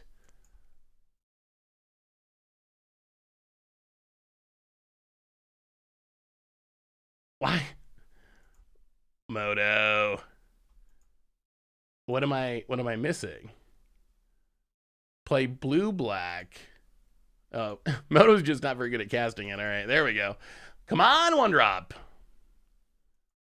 Nope. Wow, opponent's got... Okay, so opponent's got 4 Rafine Informants at least. All right, well, that's unfortunate. Unfortunate. I would have thought you play Evelyn last turn, go to 1. Well, the problem with Evelyn last turn is, don't we die? Because if we Evelyn last turn, we don't get lifelink on the Newsy. So we needed to fishes. If we don't, we need the fishes to get lifelink with the Newsy to stay alive. So I'm pretty sure that that was the only thing we could do. Because if this doesn't have lifelink, then this is a 2/2, so it can't actually trade with the 5/3. So then we don't gain life and we're chumping. So I don't think that actually would have worked either, unfortunately. All right. Oh, first time we've seen Quasar. Well, we'll see if we draw the black manas. Opponent. Hey Seth, I got a set booster box from the set. My friends and I will open it during our next Commander night. Ooh, congratulations, Dimitri. That sounds super fun. What are you hoping to open the most? What is the most important card to get back with Ewit for Interlude? Is it Interlude itself for the creatures? No, so the loop of the deck is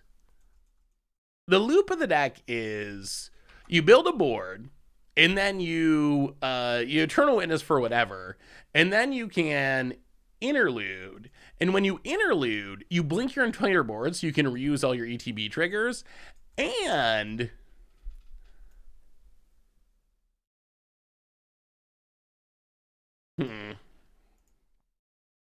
and then you get back your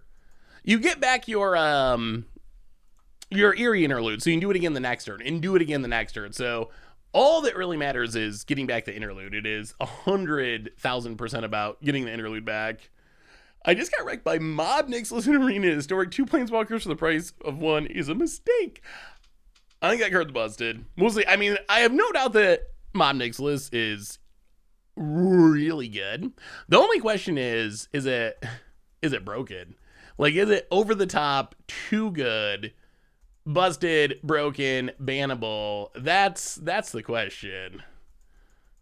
Now, this Evelyn is forever away from coming down, so we'll pass the turn. Opponent. Some pump spells to put on your informant and make us sad. Looks like, well, we're not even going to block. Whatever. Get in there, opponent. Get in there with your pump spells. You silly boggleser. So presumably Bannerlute is a way to go in Pioneer. Instead to go... So presumably Bannerlute is a way to go for Pioneer instead to get back the interlude. There's no EWIP, but there's blue creatures to regrow instants and sorceries. Yeah, that might have to be the direction. 1, 2, or a Fiend. I'd love to get down this Quasar, but we just can't find the manas. Okay. Ravine's Informant again.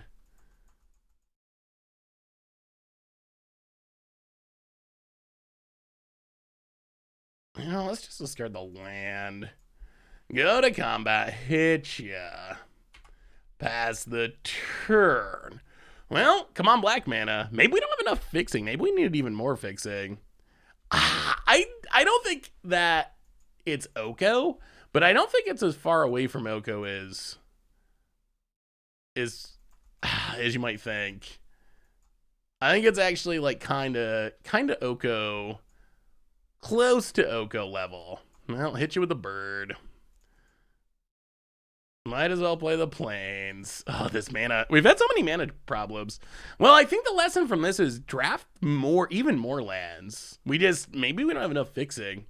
Hey, Seth, can you take a look at an Enigmatic Incarnation deck? I only use enchantment creatures to have eternal food on Enigmatic Incarnation using Nightmare Shepherd. Ooh, that sounds like a sweet Enigmatic list.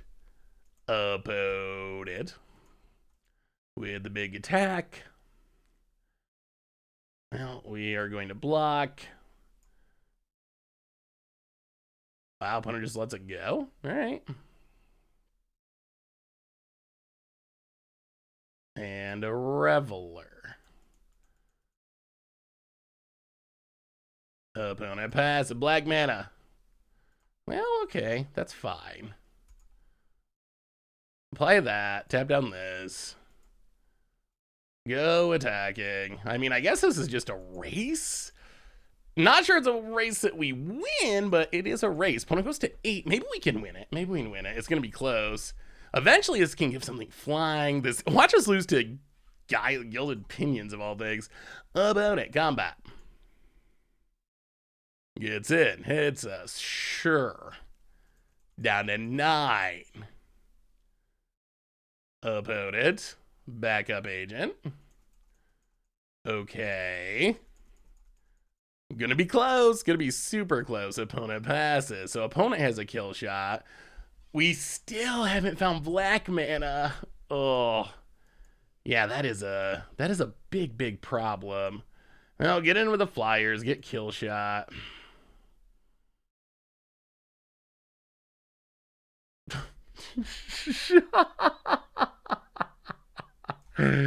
Oh. All right. Well, if there's a bad combat trick, it is in our opponent's deck. That is for sure. Yeah, this is boggles to the max. Yeah, I mean, now we're super duper in trouble. Like, we're losing this race by a bazillion miles now. Oh, mana screw. I really wanted to see what Quasar could do, but I guess it's just not meant to be. Jeez, all right. Opponent hits a strangle. Goes attacking. Well, I mean, we can kill shot this thing. I mean, I guess our opponent's deck is good. I guess I hadn't considered that Boggles was going to be a strategy in this draft format. Sure. Sure. Yeah, I mean, just not drawing any black mana made that pretty impossible. Well, fair enough, fair enough. Nick seems super strong, but then again, it's only been a couple hours. Is Arena working? Has it actually stayed up long enough for you to do anything? Mob Nick's list feels like it's going to be similar to 3 Fairy. It's strong and will show up in a huge percentage of meta without a real good way to answer it cleanly. Yeah, I mean, I don't know how you beat it, honestly. I mean, I think we'll see. I mean, I guess maybe you can pressure it. It just, the way that it reminds me of Oko is it just has a ridiculous amount of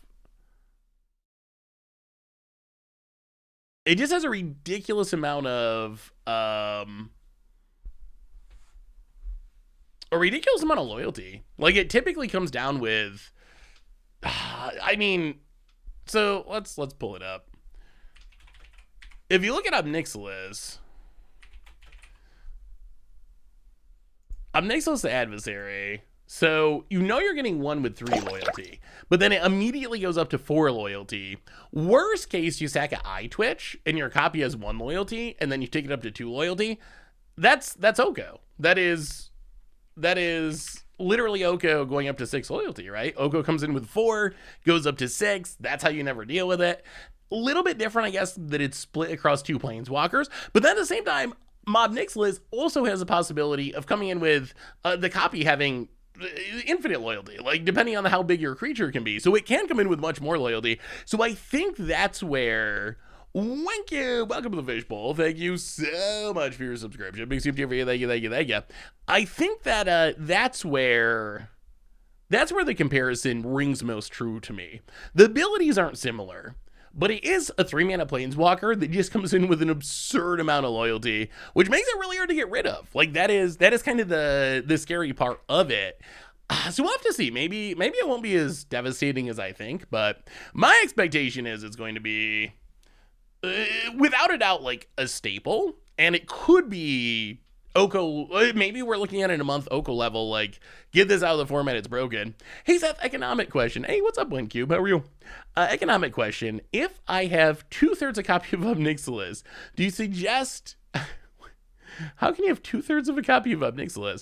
If I have 2/3 of a copy of Obnixilis, do you suggest to trade them off now? Oh wait, 2 or 3 copies? 2 or 3 copies? Wait, or 2/3 of a copy? How can you have 2/3 of a Magic card? I would suggest you getting the other third, because no one's gonna be difficult to sell.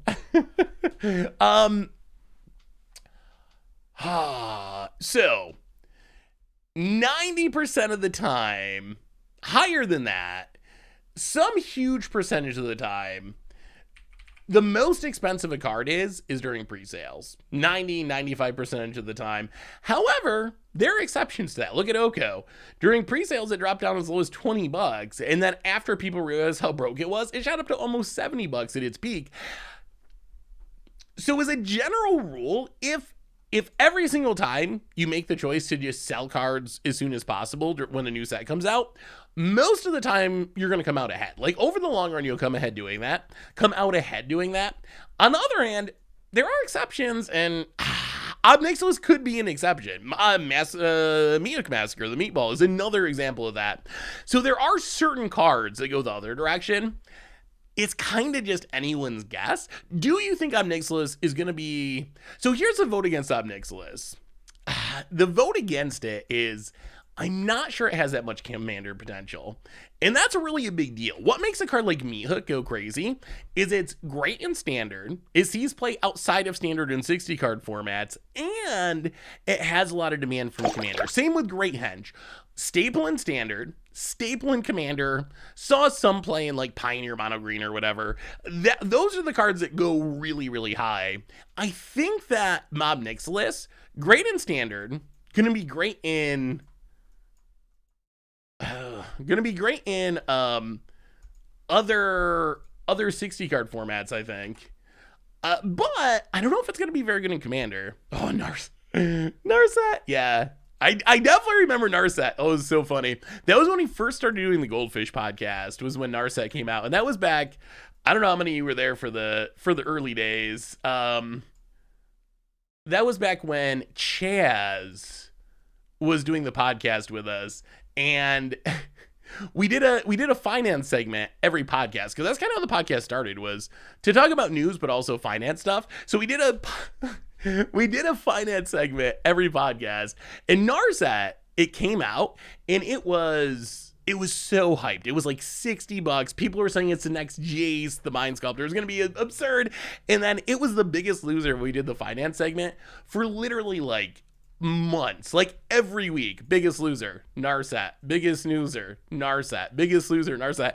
Until it ended up going down to like, I don't even know, $5 or $3 or some just absolutely ridiculously low price. So yeah, I definitely remember Narset. The other one was, I always forget the name of this card. It's so bad. Time Reversal. I definitely remember Time Reversal when it first came out being like a $50 mythic, and people were going crazy for Time Reversal, and then no one played it ever.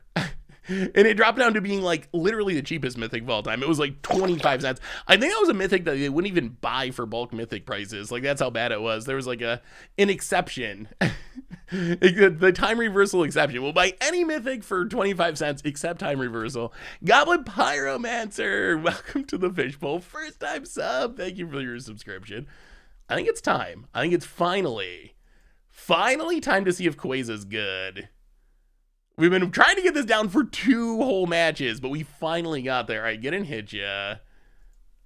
Our opponent's gotten off to a little bit of a slow start. All right, Quaza time. Well, that Angel mana fixing actually ended up being pretty key. That was also a first time, though. We've actually exiled this to fix our mana. Was there a cycle overpriced version of instant or sorcery power cards? It wasn't a cycle. It was just a standalone card. There's been plenty of references to like Power 9 cards, like worse versions of them that they've printed. But yeah, it was just a one-off. The last part I bought was from Battle of Zendikar, Open 2 Prism Arrays. Yeah, Prism Array was pretty bad too. Oh, I want to know if this is common knowledge or not, because I was thinking about doing a video about it. Chat, who of you in the know, if any, what the name Pemmin's Aura is actually a reference to? For context, the card Pemmin's Aura, it's an old one. It's from Scourge. I don't know if this is like super common knowledge, something that everyone knows, and I'm just late to the party, or if this is something that Purposaurus Rex. So some people know. And why is it I am Superman?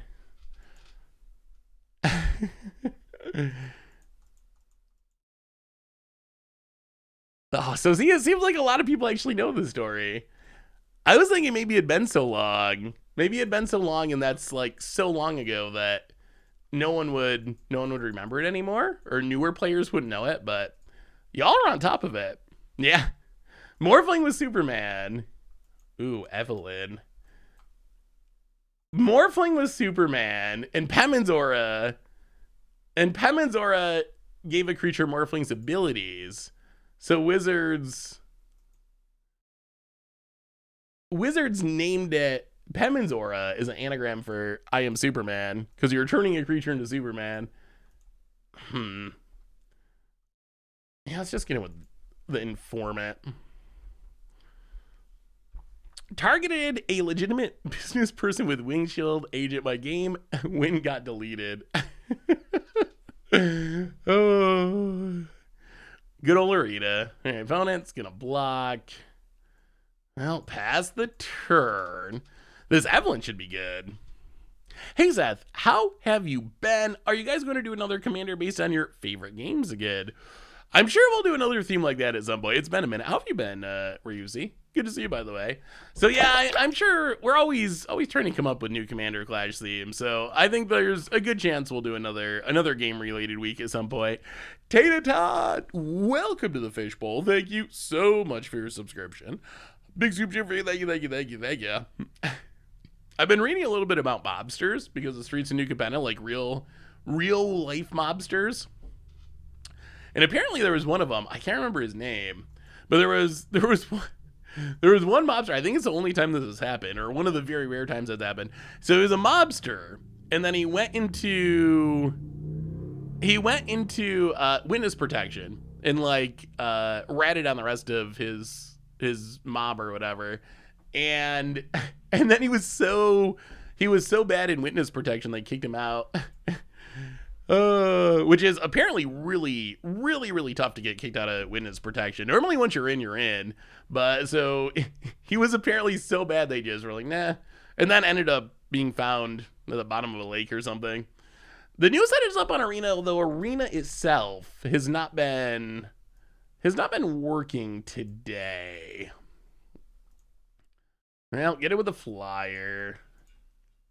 So yeah, I think Arena's up now. People have been reported since we started streaming that it's been working for them. So hopefully it actually is.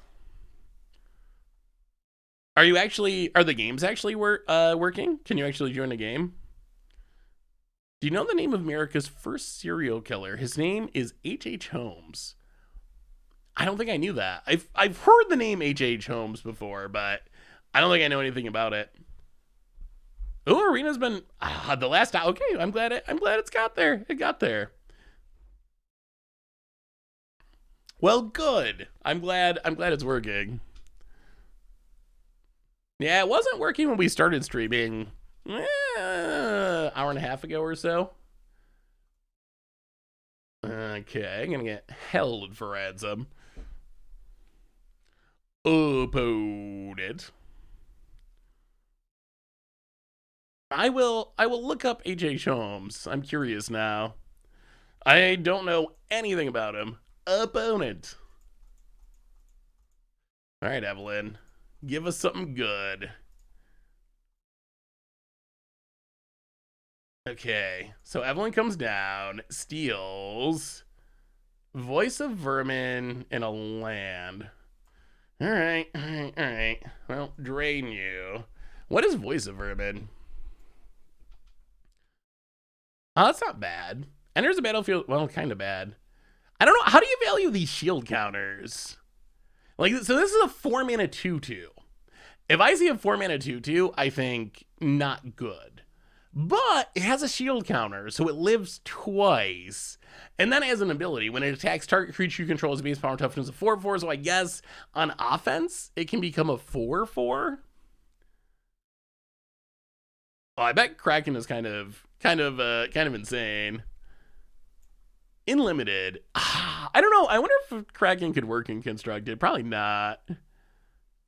Yeah, shield counters do seem really good in limited. Probably even better in limited than constructed. Well, let's find out. 1, 2, 3, 4. Actually, you know what? Let's play the land. Play Ravines in format. Ooh. Discard kill shot. Drain you. Play this thing. Shield counter it. And I mean, I guess we just I feel like we're just getting there with Quasar at this point. Quasar's doing work. Opponent's down to 6, almost exclusively because of Quasar. Do you think the Esper control has a chance, or is this meant to aggro? In limited or in standard? I think in standard, Esper control is going to be legitimately one of the best decks in the format. I would be surprised. It's also probably going to be pretty good in Explorer. Like, blue-white control is very good in Pioneer, but I think it could turn into 1, 2, 3, 4, 5. But I think it could be Esper if you wanted it to be. Well, let's run out Revel Ruiner. discard Broker's Hideout, drain you to 4, play the land. If we attack with everything, 1, 2, 3, 4, 5. 1, 2, 3, 4, 5. Opponent's getting hit by. Yeah, we gotta wait. I mean, we're pretty close. we're just on the Quasar Planet and it's working. I also think that in standard, Esper Rafine could be really good. I still think Rafine is just like a very, very strong card. Could you imagine if we have not seen Rafine much? We've made it to 1-1 and about to win this game, I think. But we have not seen Rafine, and that's like the best card in our deck. Could you imagine Rafine on this board? Like, we play Rafine, we swing out, and we make something I don't know, 8-8 or 10-10 or something, and just loot through our entire deck. Rafine is so good. Yeah, this Quasar. We just played this Quasar, and it has lived up to the hype. We've just played it and connived a few times and passed some turns, and our opponent is just... we haven't even attacked our opponent in quite a while. Like, we've just seriously hid behind this Quasar, and it's totally worked. Wow, opponent got a lot of Gathering Throngs. How many Gathering Throngs do they got? Oh, there's a Venom Connoisseur. I mean, I think we're pretty close to winning, though. Like, we can draw a card from Echo Inspector. We draw for our turn. We might actually just be getting there with the Quasar opponent. Wow, getting frisky. Or not. Anyone have a real reason for creating Arena? Mine wasn't the economy, but it was all the mono white life gain angel decks. Chat, what is your theory for why the life gain decks are so ridiculously popular on Arena? I've never seen anything like it. Arena players, they just absolutely love their life gain decks. It's really kind of over the top. I mean, they're not even that good. That's the funny part. They're like medium power, but they're just so heavily played. I mean, I think life gain is a casual favorite. That makes sense. Yeah, I think that's part of it too, is I think some of the intro decks give you the cards for it. Let's just run out the Seraph, go up to 32.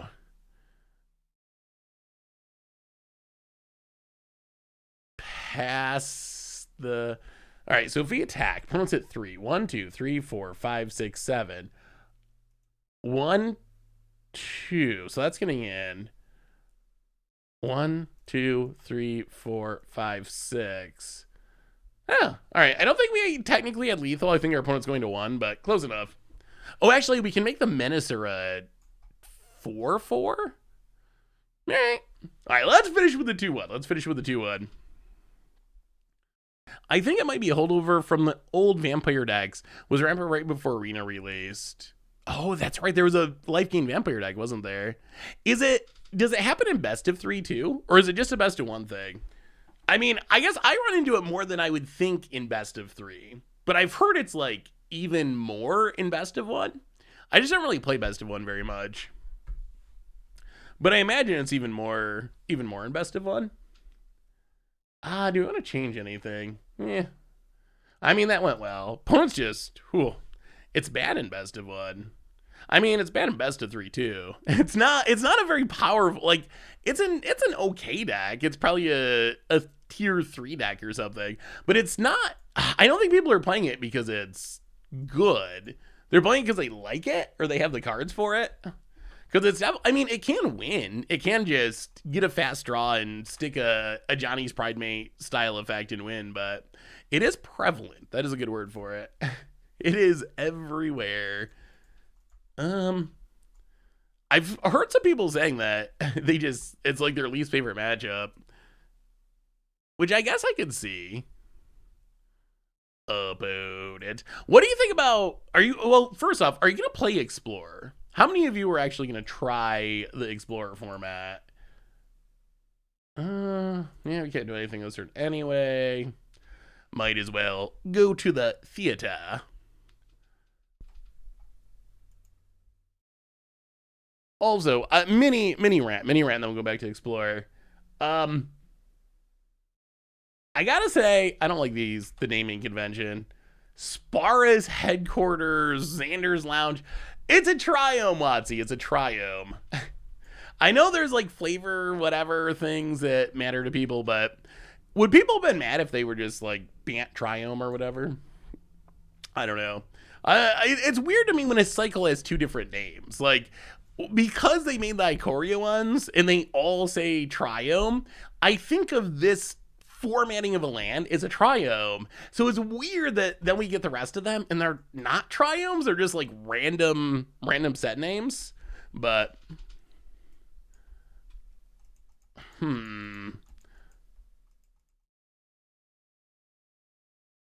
So what do you think? It seems like a lot of people are going to try. Well, the Shocklands all came together. The Shocklands all came together, so the names are what they are. So they made sense because we got them all in Ravnica. The part that's weird about the triome, like if the first batch of triomes were like, I don't know, Godzilla's Den and Vadrock's Hideaway and stuff, then this batch would make sense. The weird part to me is like the first batch were all triomes, and then the second half of the cycle is a weird one. So it's more that they don't all line up. They're not all formatted similarly. It's not that Spara's headquarters is a bad name. It's that Spara's headquarters is weird, or any non-triome name is weird after the first five were all named triomes. That's what I'm trying to say.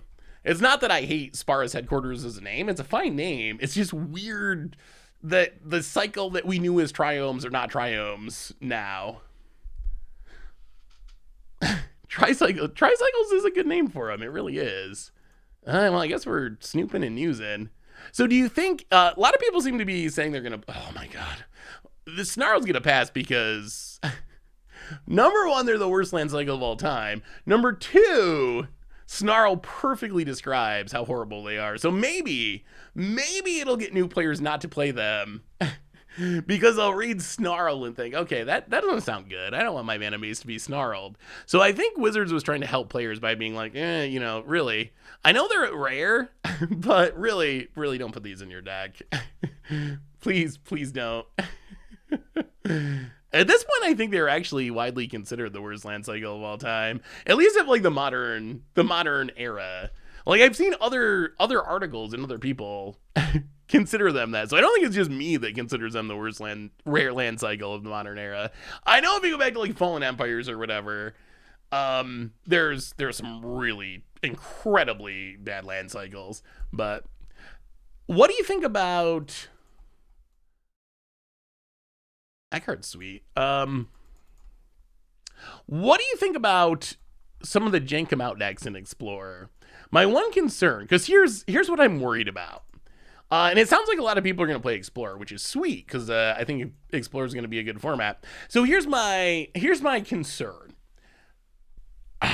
Many people play Best of One on Arena. And that's awesome if you enjoy Best of One. But in Best of One, decks like Winota and decks like Greasefang are super, super busted. Those are strong decks anyway in Best of 3, but they're double, triple, ultra, over the top, awesomely strong in Best of One. Is there any concern that people are going to get a bad taste of the whole idea of this format because they're going to get wrecked by Greasefang and they're going to get wrecked by Winota in Best of One, and that's going to end up turning people off to the very idea of the Explorer format, which would be really sad because I want people to play Explorer because Explorer Pioneer is awesome and it deserves to grow and get more support. The easiest way to do that right now in Arena is going to be Explorer. So that's something I'm actually concerned about. Planning on doing 2 drafts. I don't know if we'll get through all the games of the second one. We'll see, but definitely once we finish this one, we're just going to jump into draft number 2. Cage does stop Winota.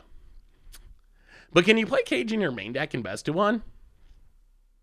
So here's what I think happens is the most main deckable way to deal with Winota, and I hate to say this, is a bunch of sweepers, counters, and instant speed removal.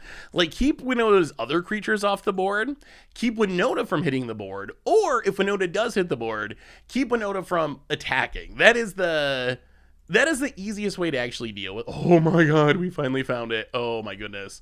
Woo, okay. All right, Rafine. And then hold you for ransom. And then we're going to do a little bit of attacking here. We are going to triple connive on Snooping Newsy. We are going to discard a bruiser. We're going to discard a land. We're going to discard Inspector. We're going to make it a 4/4. Oh, Rafine is so good. It is so good. So is there any, should I be concerned about that or not? Like, I just really want to see Pioneer succeed. Pioneer's had its ups and downs, but it's such a good format. And I think the next step for Pioneer succeeding is Explorer succeeding on Arena. And people playing it enough that Wizards actually adds full Pioneer and keep supporting Pioneer. I like how this draft deck is almost identical to the Seal deck Day 9 just read. Is it? Did Day 9 have Rafine? Rafine's so good. Yeah, Espers felt pretty good. We got crushed by Naya pump spells, but other than that, the decks felt pretty solid. Hear me out. Bant interlude walls with our... Ooh. I do like Arcades. That sounds sweet. I wonder if they'll just ban things in best of one. That might be the easiest solution. Like, remember when... No, we didn't discard the Drainer. They killed it with this parcel thing, which I didn't read. I thought this was just tutoring out a land, but it's actually a removal spell too. So we just ran Quaze out into it and our opponent sniped it. Yeah, Exotic Peck is a cool card. It works really well with Rafine too. Like, more bodies, unblockable bodies, getting huge. We just gotta not mill ourselves out, but I think we should be good. Somehow we still haven't turned on Snooping Newsy, but whatever. Opponent. Swings. I don't even think we block. I really don't want to... I don't want to lose this Rafine. This Rafine's too good to lose. Down to 8. Down to 8. Do you think they'll do bannings in best of one for best of one in specific? Like, you remember when Nexus of Fate was not banned in best of 3, but it was banned in best of one? Maybe that's the way forward. Like, maybe they just ban things in best of one, but not in best of 3. Because I think, like, Greasefang, I think, is fine in best of 3. But pretty busted in best of 1. We've already seen that in Historic, really, where it's fine in best of 3, but busted in best of 1. Winota, I think, is busted in best of 1 and pretty busted in best of 3. Winota's a card that I could see actually getting banned in full Pioneer. Yeah, I'm glad they brought that back. It always rubbed me wrong that they hid the vault, because it felt like they knew they were not rewarding players enough, and rather than fixing it, they hid it so you wouldn't see it. So I appreciate them taking the step of bringing it back. Yeah, we need 5 different mana values. We have 0, 4, 4, 2, 4, a lot of 4s. I mean, we should be able to turn it on, I think. 4, 2, 0, 3.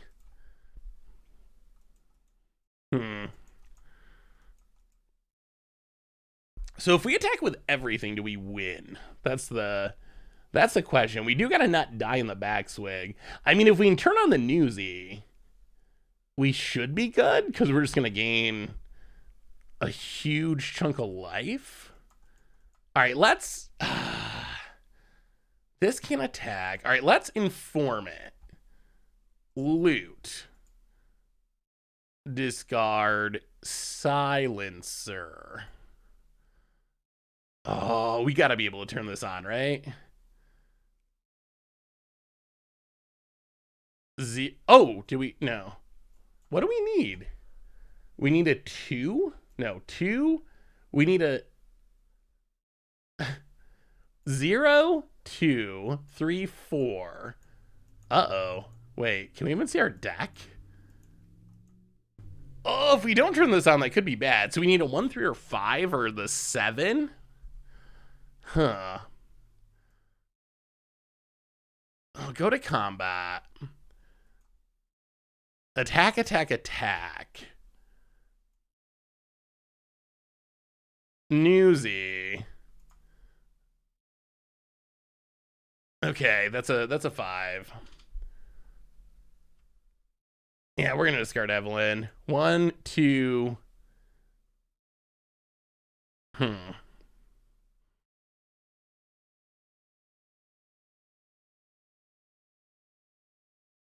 Three.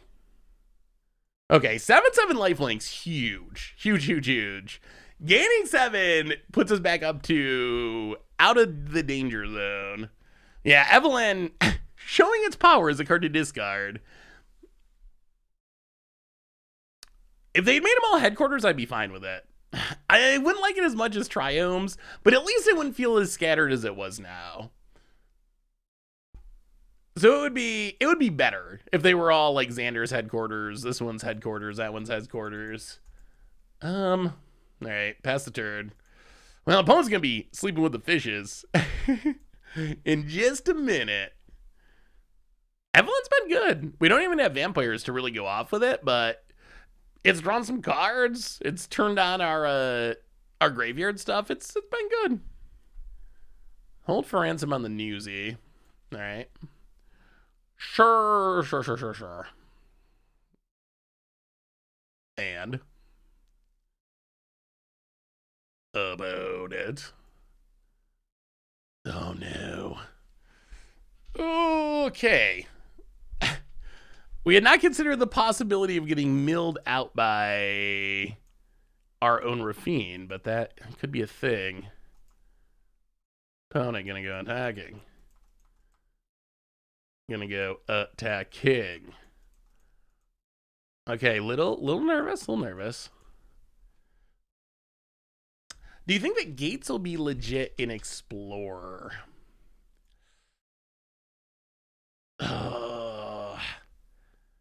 Maybe. Do we have the... Wait, do we have all the pieces? Oh, I'm an idiot. Oh my god. I was thinking about Gates and thinking about if Maze's End... I was thinking about if Maze's End was actually on Arena. And I didn't cast the exotic pets, unfortunately. Yeah, that was a mistake. I'll do some looting. that was definitely a punt. That was a punt. That was a distracted punt. Is Maze's End? Okay, Maze's End on Arena. All right, let me... Actually, you know what we do? This is super easy. I don't know why I didn't think of this earlier. I think we just pull up the deck list and see. Make sure it's not missing anything important. We want this Rogues Gallery. The Rogues Gallery would be great. When we go up to 16, opponent goes to 10, opponent untaps. Let's look at a Maze's End list and see if anything's missing, anything of importance. Because Maze's End is like a really good budget deck and a relatively competitive deck in Full Pioneer. Surprisingly competitive. So let's see. Let's switch it over to Explore and see if we're missing anything.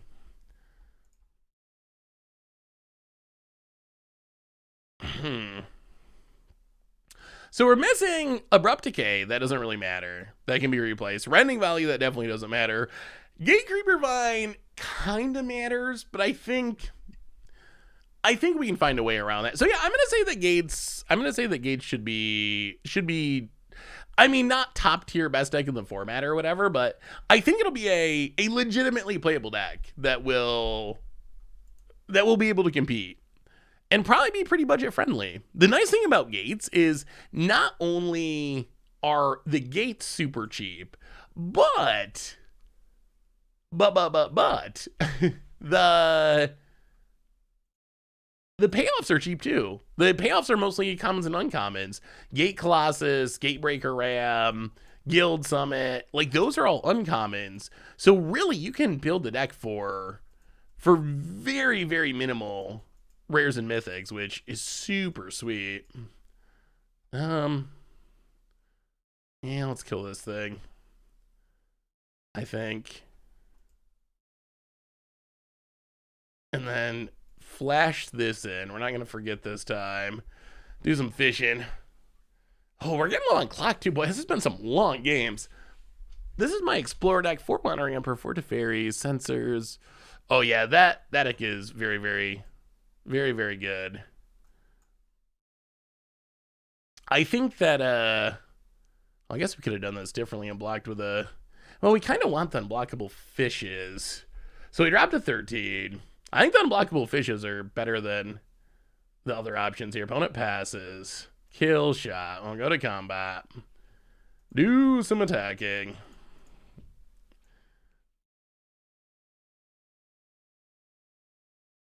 Wow, it's a little greedy. 1, 2, 3, 4. Opponent can block with 1. Yeah, I guess that's fine. All right. Connive on a fish.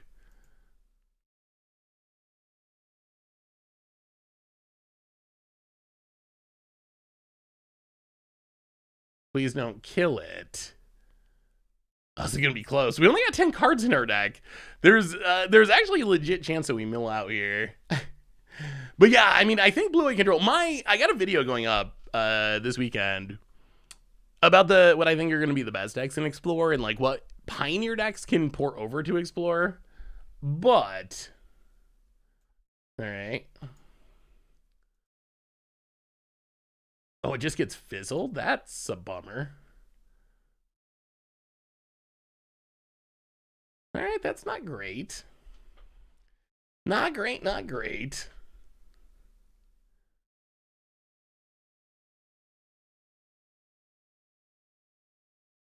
Well, play the land. Opponent goes to 8, pass the turn.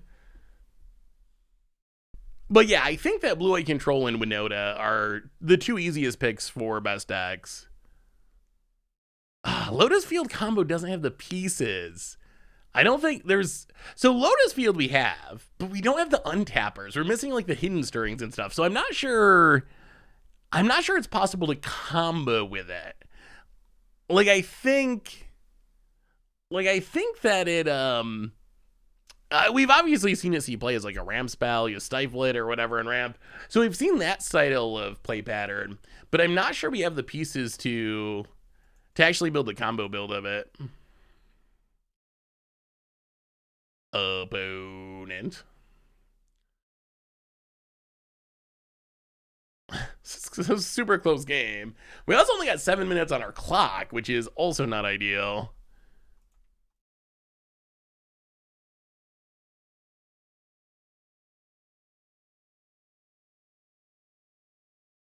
Our fishes failed us. I don't think there's replacements for like hidden strings. So I think we gotta wait. It's gonna be really interesting to see how quickly. Yeah, Lotus Field control or ramp, I think is a possibility. But I don't think that the combo build that we see in Pioneer is realistic at this point.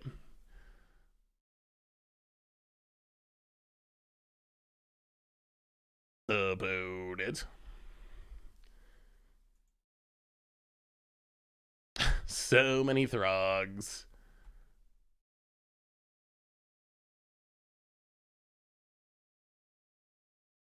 Rumor gatherers look good. Yeah, we're either paying the ransom or we're kill shotting.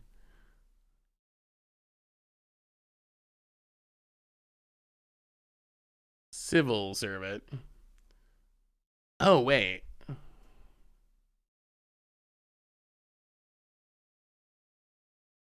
Oh. Oh, this. Okay, gotta read this card closer. So it's sorcery speed and you sack the enchantment, not the creature. Opponent getting frisky. So it's okay, so its controller sacks it and draws a card.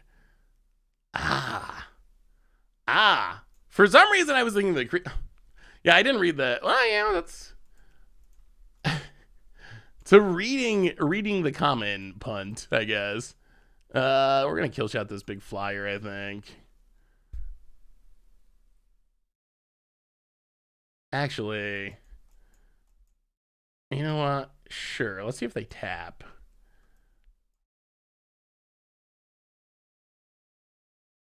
The lifelink from the newsie is gonna be good.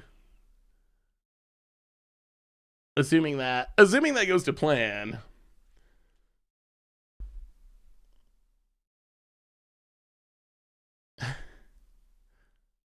Yeah, maybe our opponent's punting with it too. Hey, Seth, would love your opinion on this input on this devil theme deck for Modern. Ooh, yeah, let me pull it up, Shy Girl. Let me see if I can finish this game first. All right, we're gonna kill the life linker. So kill shot, Civil Servant. Take our beads. Untap. 1, 2, 3, 4, 5, 6, 7.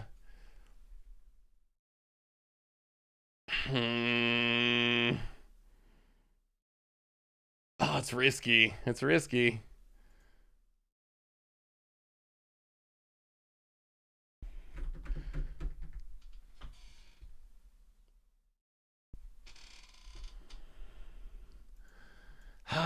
What I'm worried about is removal. Like that's my concern. Is our opponent having a kill shot? Yes. Like if our opponent has nothing, regulator would be lethal. This newsie would also be good. We want to try to do this in a way where if our opponent has a removal spell, we're not dead.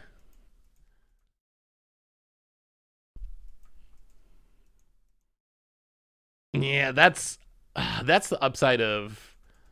I think we just go with the newsie line for this turn. So sack the hold for ransom. Opponent gets to draw. We go to combat.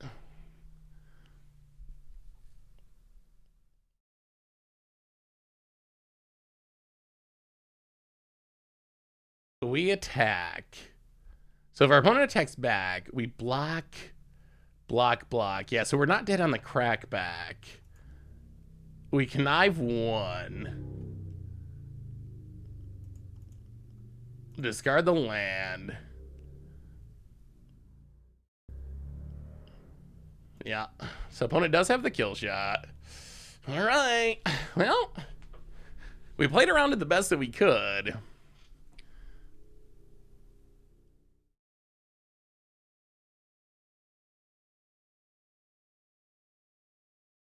The opponent. The clock is becoming a concern. Azorius Temple is stupid good with new Capenna. What, Ooh. Oh, wow. Random blitz card to steal the win?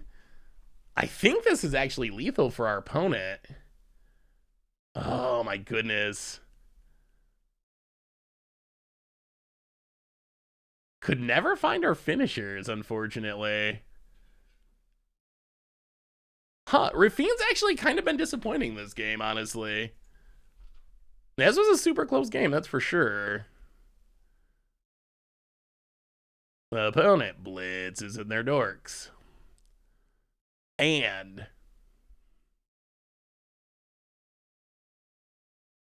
Rafine's connive being fizzled by removals pretty bad.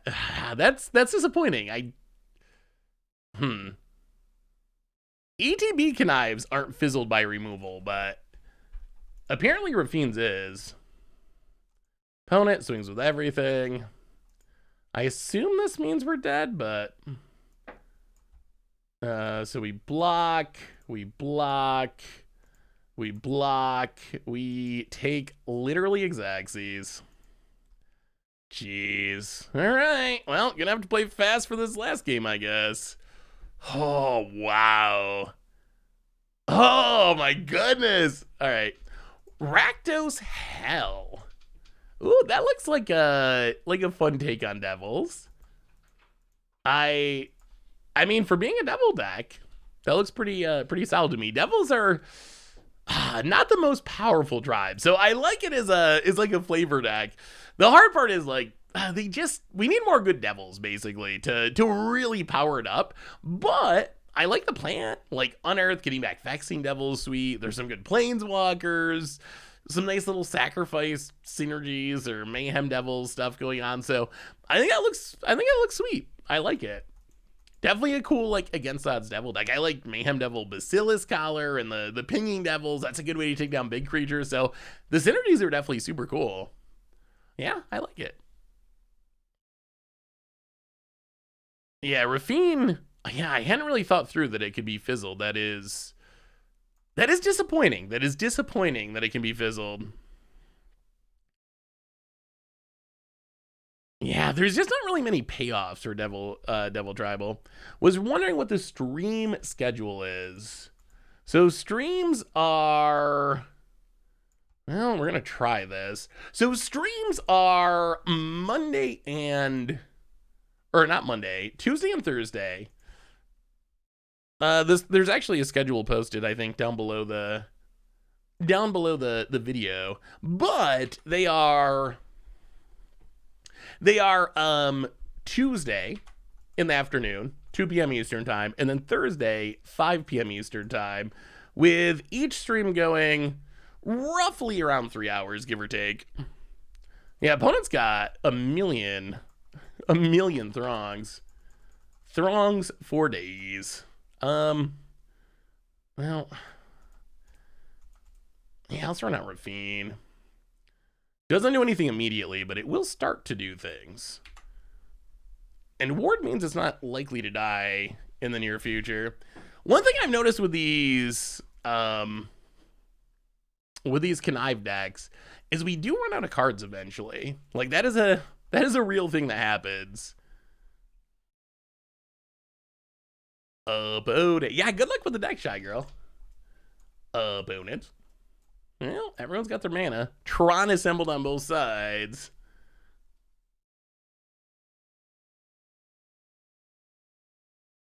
And I am also very disappointed that they basically put none of the new commander cards on Moto. Yeah, clock is a concern, although our opponent's not really playing that much faster. Opponents, they're ahead by a couple minutes, but they're not playing super quick. All right, opponent's going to spend a hold for ransom, which is annoying for the time being. Well,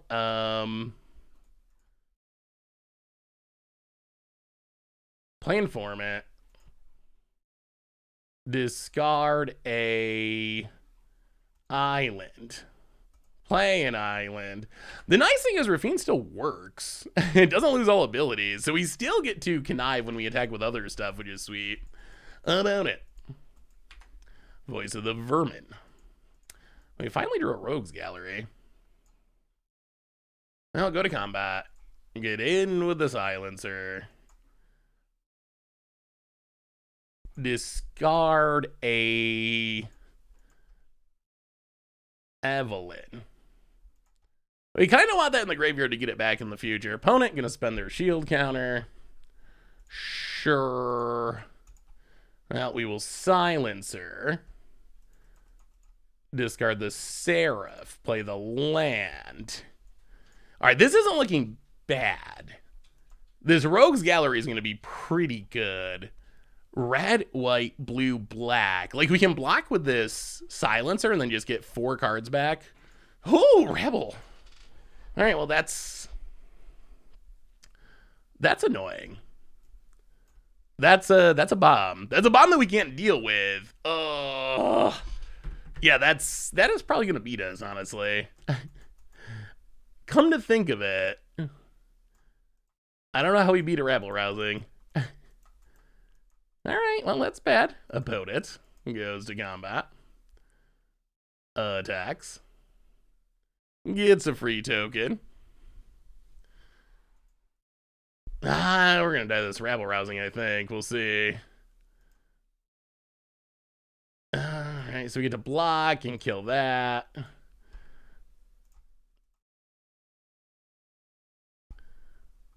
But this thing just snowballs so hard. So, Rogues Gallery. Get back Informant for our white creature. Sanctum for our blue creature. Evelyn. All right, get them all back. Play the land. Oh, pass the turn. Well, is it going to be enough? That just snowballs. It just snowballs and snowballs and snowballs. Ready Courtyard. Oh, I really wish we'd won that last game now. Now that we know our opponent has rabble rousing.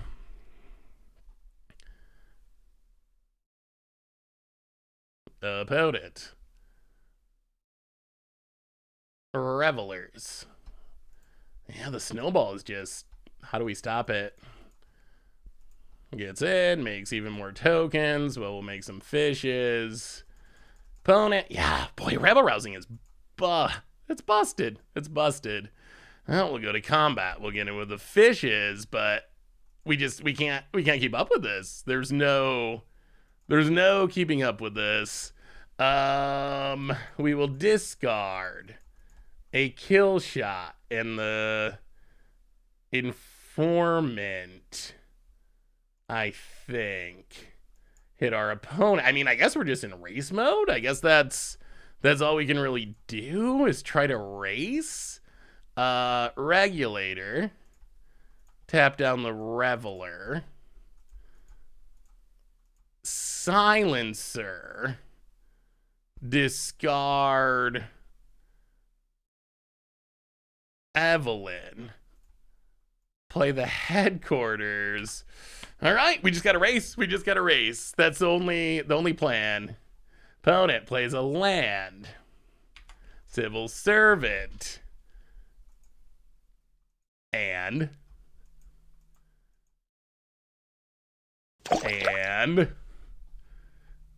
a bunch of gift subs. Jonaleg handing out 5 gift subs to Halfwing Steed, Umo, Dragon Rooster, Omri, and MJR. Welcome to the Fishbowl. Thank you so much for your subscription. Big super cheer for you. Thank you. And thank you so much, Jonalith, for the gift subs. Okay, so 1, 2, 3. Regulator. Tap down the civil servant. Can we do this in time? Go to combat. Here comes the attack. Do some attacking. Grow the little fish or attempt to. Do you have removal? Opponent? No. All right, discard. Discard. Actually, keep that. Discard. Opponent takes their beats. Oh, baby. Oh! Okay, opponent does have removal. Never ending. It's always here. Opponent blocks. Also blocks. Stuff dies. Time is running out. Kill it. Oh, come on. Kill a token. Play Inspector. Loot away the Seraph. Pass the turn. Opponent on tabs. Oh. 47 seconds is not much time. Opponent. What do they got now? Okay. Going to haste in the strong arm. Yep. I mean, we do have a bunch of flyers. We can potentially win in 2 turns. Oh, this is going to be so ridiculously close. Grows itself. Interesting. About it. Attacks. Sure. Well, kill the token. Take our beats. Opponent draws a card. We drop to 10. We untap. We go to combat. Big attack. Attack.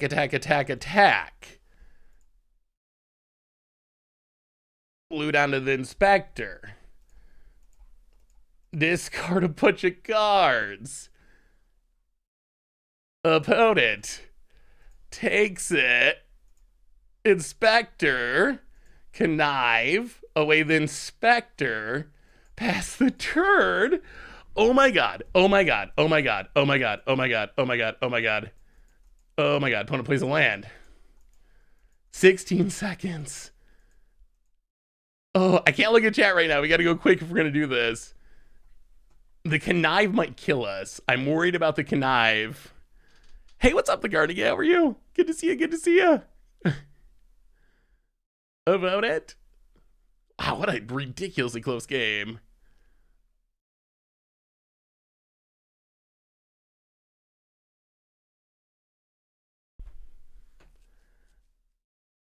I mean, we're presenting lethal.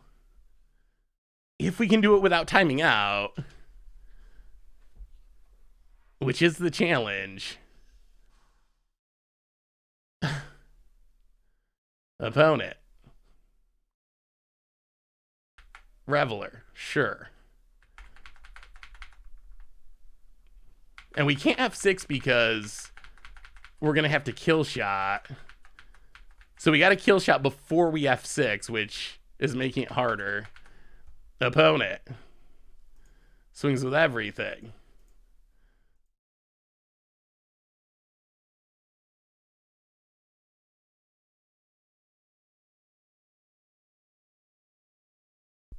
All right, kill that. F6.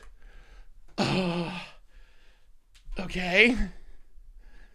11 seconds. Opponent makes a ton of tokens.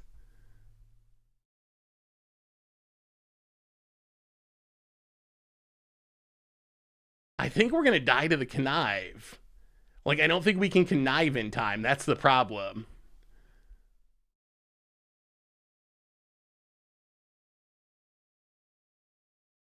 That's the issue.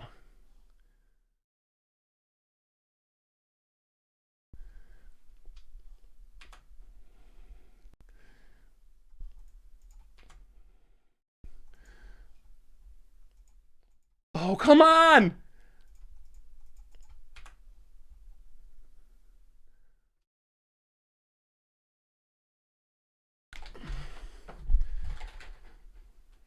There's no declining.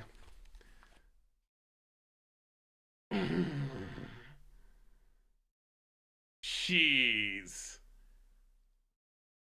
Wow.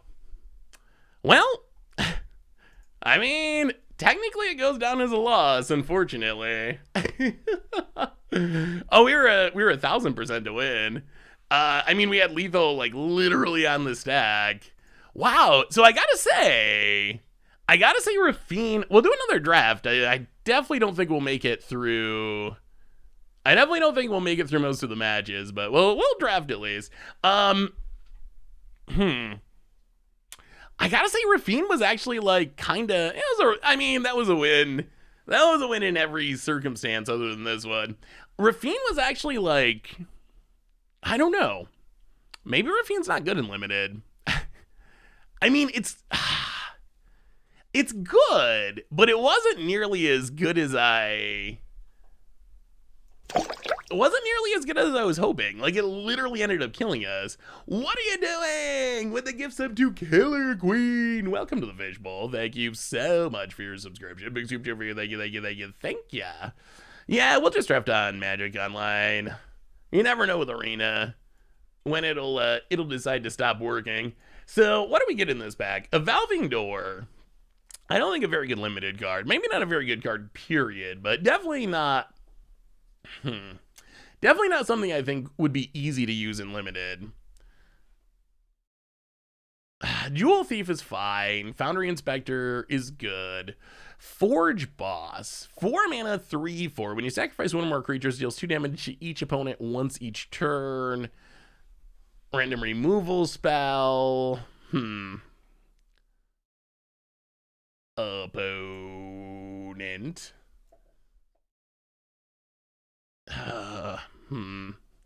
Take the Jewel Thief. I mean, Jewel Thief's a fine card. Well, we can try it. Let's give Jewel Thief a try. Ooh, even the score. I mean, that is a lot of card draw. There's no way we're gonna have an opponent draw 4 cards. That is literally not a thing that can happen unless our opponent has even the score. But there's no way that's happening. But I mean, a Blue Sun Zenith's not bad, right? Soloist. Oh wait, was that in last pack? Even the score. 4 mana. Oh, that's the reach thing. Libation's not a bad. Our opponent had that pump spell deck that actually looked pretty solid. Yeah, I don't know about Sticky Fix. I mean, maybe in the pump spell, like aggro deck. I think it's like Libations or even the score. Riveteer's Decoy. You know what? Let's take Libation. Let's try to actually be pretty aggro, I think. The only problem is, so I think in the right deck, Sticky Fingers could probably work. The only concern is it's definitely something where you can get blown out trying to put it on a creature. But I guess if you can get it out on turn 2, it's probably fine. Yeah, if we go Bant, then Magpie is definitely good. Corpse Appraiser is good. There's not really a ton in this pack. We take a random land. I mean, I guess it's probably Magpie. Ooh, all right. Well, Magpie into Broker's Charm makes me feel a lot better about that Magpie pick. So I guess we're just Bant. I mean, Broker's Charm's great. Removal, blowing up an enchantment. We saw that rabble rousing. Be pretty powerful. Draw 2, like those are all good options. Even just like instant speed fighting's pretty good. The Alliance thing's probably fine. Warm Welcome's kind of fillery, but yeah, let's take Broker's Charm. Well, ooh, I bet this is actually good. Ceremonial Groundbreaker seems like in Bant it's probably fine. If we have citizens to equip it to. And Bant is like the citizen color combination. We could also try to go for just more pump spells, kind of recreate that pump spell deck that our opponent had in round 2 last game.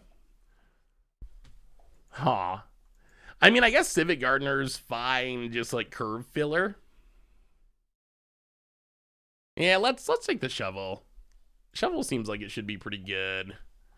Well, all right, Regulator. We're not really we're probably counters, right? Bant does have a counters theme, so we should have some counters. The Regulator is just a good card, and it's in our covers. Sawjack is good. Broker's Initiate. 0 mana 1/4 that can become a 5/5 for 5 mana. I mean, it's gotta be Regulator, right? Let's take Regulator. Ooh, Civil Servant. Civil Servant is another just like fine card. 2 mana 3/2, and you can get a benefit by tapping something. Yeah, we are pretty 3-drop heavy. We're early, but we're gonna need to fill out our 2-drop slot.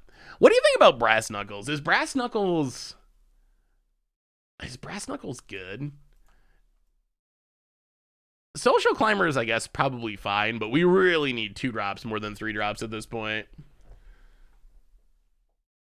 Yeah, I mean, I think Servant, especially when we desperately need 2 drops, is probably pretty good. We do need to keep the curve in mind if we're going to play all these 3 drops. Also, we want to take Fixing if we can find it. For example, Broker's Hideout seems like a pretty high pick here. Especially over, there is a kill shot, but yeah, we need less 3 drops and more Fixing. Grab Metamorphosis. Wait, what is Metamorphosis? Let me...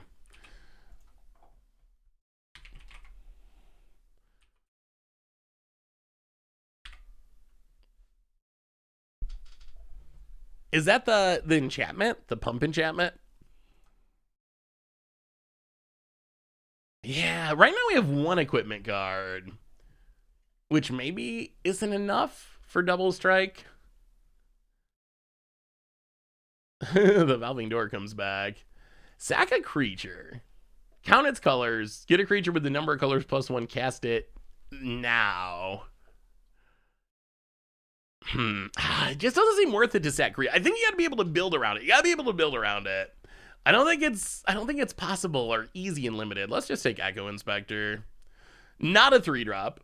Will you be playing the new Vintage Cube that's going up next week? Caleb again helped design it, and it looks so good. Oh, probably not. We play Cube once in a while, but what are you doing, Bear? You gonna come say hi to everyone? I guess we take the decoy. It's either that or the Gilded Pinions for the equipment deck. You know what? Let's see if it's possible if we could be an equipment deck. Island Swamp Mountain. Wow, none of these are good. None of these do anything. All right, we'll take the colorless thing. Oh, we're not gonna get it back, are we? I was thinking we were gonna get the double strike thing back, and that would make the pinions good. Bearby. Hey, Bubby. Come here. People want to see you, and you're knocking my lights over. Take the gardener. Guidance. Island. And Obnixilis. Boom. 70 ticks of Obnixilis. Come here, Bear. Come here. You lazy boy. Come here. Come here, bud. Ooh. Ginny Faye. Ginny Faye. Can we be a Ginny Faye deck? Bearby. Come here. People want to see you. Can you come here? Come here. Ooh, you lazy boy. Bearby. Well, I don't know.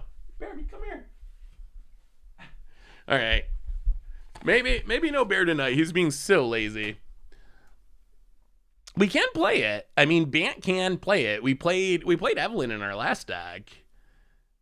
And we can make tokens in these colors.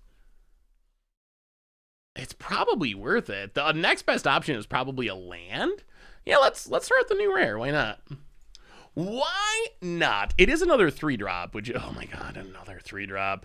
We might just be taking a land here. We can't just play all 3-drops. It's not gonna work. That's so many. So I think the best card in the pack is Jeweled Thief, but I don't think we can play another Jeweled Thief. We can take the 5-drop. The 5-drop's okay. So we want to value things that make tokens a bit higher, which kinda... Oh, can we take another Jewel Thief? All right, we're going to take... Whatever. 3-drop tribal it is. Ooh, Pugilist. That makes tokens, and it's not a 3-drop. But we're not red. Civil Servant? Yeah, this isn't the... Actually, we probably need removal. We might need to take hold for ransom. Or just a broker's hideout. We don't want to get stuck without fixing. It is risky. Yeah, Ginny Faye and Renin series seem really sweet. This is a tough pick.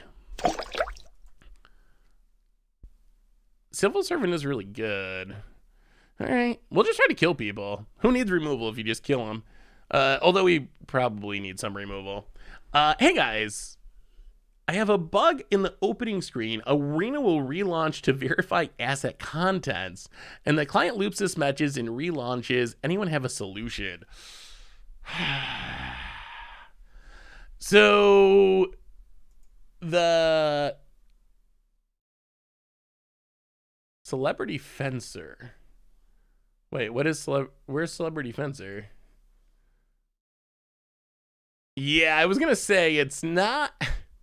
It's probably not the advice that you want to hear, but yeah, we probably got to take a land.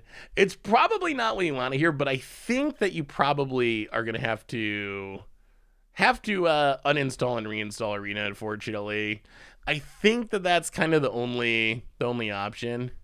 Sack a treasure, it becomes an artifact creature. It is a 6/6. We have 2 Jewel Thieves. Is this worth it? Is this any good? Oh, I meant the actual dual land. Isn't the hideout better or no? I guess we could also just take Voice of the Firmament. We're not really getting much that makes treasures. Yeah, we can just take Voice of the Vermin.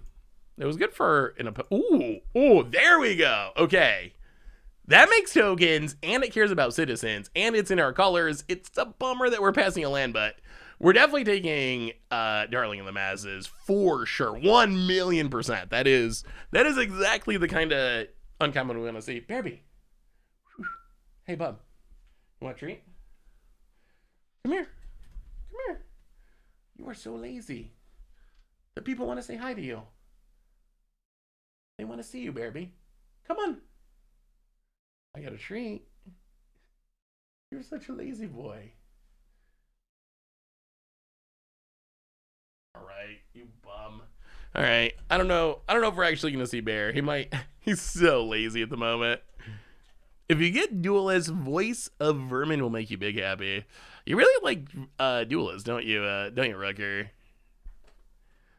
I mean, a really good Bant Angel deck. Got a turn 4 win. Ooh, in what format are you playing, Stone Rain?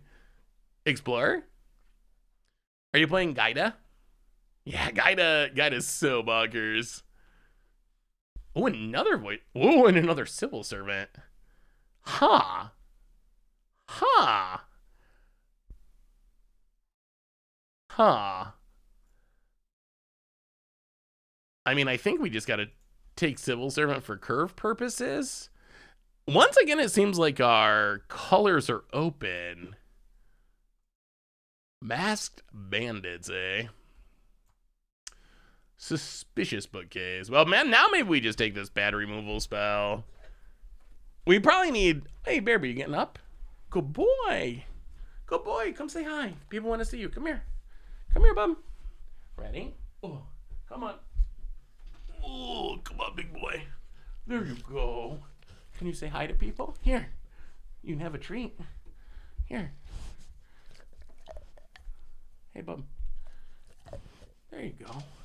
There you go, big boy. Oh no, we're taking Mass Banditos. Bearby, you made us draft a Jun card. You made us draft a Jun card. Oh, Bearby. Oh, careful. You right, bub? He's so big. He's so big. It's okay. You got to hear a little bark too. All right, so there's our bear for the day. Yeah, he's getting too big to be a lapdog, honestly. He still likes to be a lapdog, but he's getting a little too big. The Dapper Shield Mate. Is it worth it? I don't know how we do with chinchillas. He loves puppies. He absolutely loves puppies. Here you go, bud. He plays so well with puppies, so maybe he do well with chinchillas. It's possible. Yeah, we already got 1 Pinions. I don't know if we really want 2. All right, Obnixilis. One last shot at Obnixilis. Can we get the Obnixilis? This deck doesn't look horrible. We're actually closer to... we don't have that much blue. Ooh, Prof. This card's so good. Could we be... Wait, is there any chance we're Naya? This is the last one. That's all I got. Oh, there you go. So what blue do we have? We have one of these. We have a Broker's Charm. A Lagrella. Yeah, Shieldmate's not very good. You're right. Facebreaker's so good. I mean, we could. Yeah, their stimulus package, too, is also really good. We can't take both of them, unfortunately, but... I mean, I think we could make it work or be 4-color. Well, we're gonna take Facebreaker. Facebreaker's upside's so big, and we already got the Ginny... Oh! There we go. There we go. Meeting of the 5. We solved it. We officially fixed all of our issues. We are a Meeting of the 5 deck. Yeah, we probably gotta take this Reveler. I'd really like this big score. There was a Reveler in the first pack too, right? Maybe we get him back. Big Score's so good with Ginny Faye. All right. We probably got to be responsible. I guess this is actually pretty good. That fixes our mana. Is Reveler better than Glittermonger? Probably. I mean, Reveler's not bad. Reveler, out of all these creatures, it's actually like 5 mana 5/3 that makes a token. It's actually like kind of an okay creature. All right, we'll take Reveler. We do need to be able to cast our spells now that we switch colors here. Swamp, Mountain Island, not super helpful. First Strike Menace, sack it at a mana of any color. Treasure Dog is a cool creature type. Well, now we can take the Glittermonger, I guess. It does work with Ginny Faye. Wow, Civil Servant. Oh. Rumor Gatherer seems very strong. Rumor Gatherer seems decent. This thing we saw other people play to decent effect. We could take the 4th Civil Servant. This thing's also fine. Yeah, this is a tough pick. I lean towards Rumor Gatherer. Yeah, Guidea is so sweet, Stone Rain. Yeah, I think Rumor Gatherer is probably the way to go. It is another 3-drop, but ooh, a sweeper. A sweeper, eh? Huh.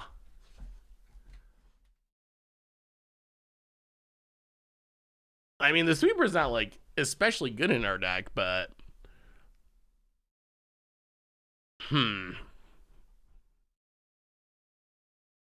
foil Schwamp. Yeah, we don't really have that many tokens, but is this Angel actually good? We had one in our last draft and didn't actually even play it. I'm not sure it's actually good. Oh, this Angel's good.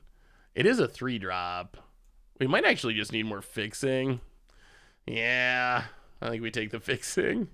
There we go. Cabretti Courtyard. That's good. That's good. We might actually get to cast our spells today. Maybe there's a slight chance. The 3-drop Angel is really good. But now we might be able to bring back in our blue spells. Like, we might be able to just do everything. I think that's where we're trying to go. We can take this Adjudicator.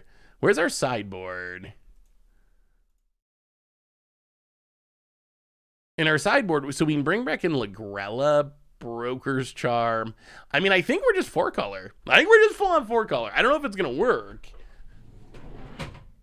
Barby, leave those lights alone, bud. All right. But this seems reasonable. We might be able to make the mana work. It's risky, but we are kind of getting a lot of fixing now.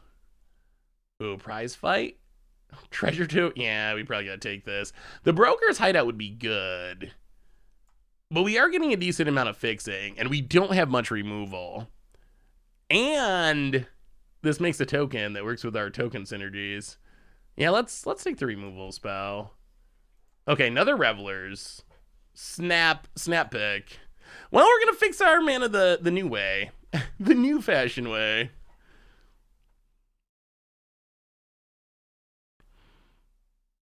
Yeah, the Rhino Punch is so good.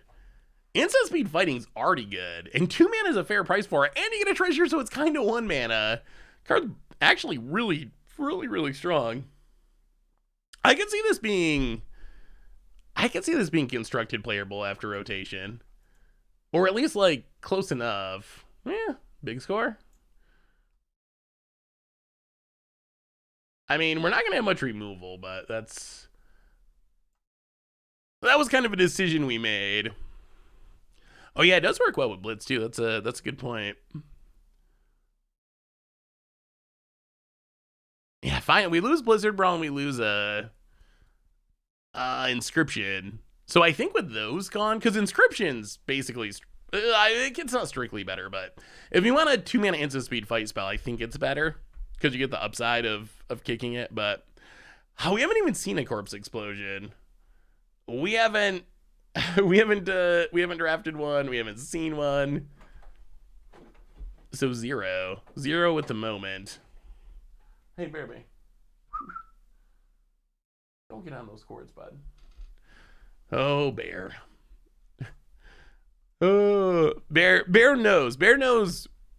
It's kind of uncanny that it's kind of uncanny that animals have like such a great sense of time. Bear like really knows when the stream's like getting close to when we end, because we usually end around now, 15 minutes, 20 minutes, whatever. Like that's our normal end time, and he starts to get antsy because he knows like, okay, it's almost time for me to go out.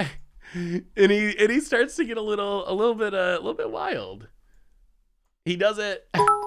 He just knows he gets the routine. I don't know how he does it. How much does Bear weigh now? It's a good question. A lot. He's got to go to the vets in 2 weeks, and then I will actually know the number. But he hasn't been to the vets recently, so I don't know. It's definitely over 100 pounds, but I don't know. I don't know the exact number. Hey Seth, before I showed a website that was trying to track what MTGO formats were profitable. That is the EV calculator page on GoatBots. Let me hang on. Let's get this deck submitted and then I will get you the link. So I think this looks fine. Do we want the Groundbreaker? Yeah, we have a decent number of citizens, I guess. Not a ridiculous number, but Jewel Thief. Such a good common. Oh, we got a decent number. All right, let's cut the. What's our last cut, chat? Shieldmate. Yeah, we got rid of Shieldmate. We got to cut one more, and then we bring in all the dual lands. Actually, I guess we should. Yeah. Glittermonger, maybe? Glittermonger or Antagonize? Civic Gardener? Civic Gardener is kind of meh. Maybe we cut that. The Starman! Welcome to the Fishbowl. Thank you so much for your subscription. Big soup chip for you. Thank you. Alright, let's go down. Antagonize can kind of be like a removal spell, but yeah, that makes sense. Civic Gardener is not very good either. Yeah, I think we got enough synergies. To make how many blue cards do we have? Enough synergies to make Glittermonger worth it, probably. We have 2 fetch lands. Now, this mana might be a little sketchy. Alright, so let's see. 1, 2, 3. Well, we also have this 4. Yeah, the Revelers and so forth help. And then we have our dual lands. So we have 2 green-white duals. So cut. 2 Brokers, Hideouts, 1 Cabretti, Courtyard. Cut.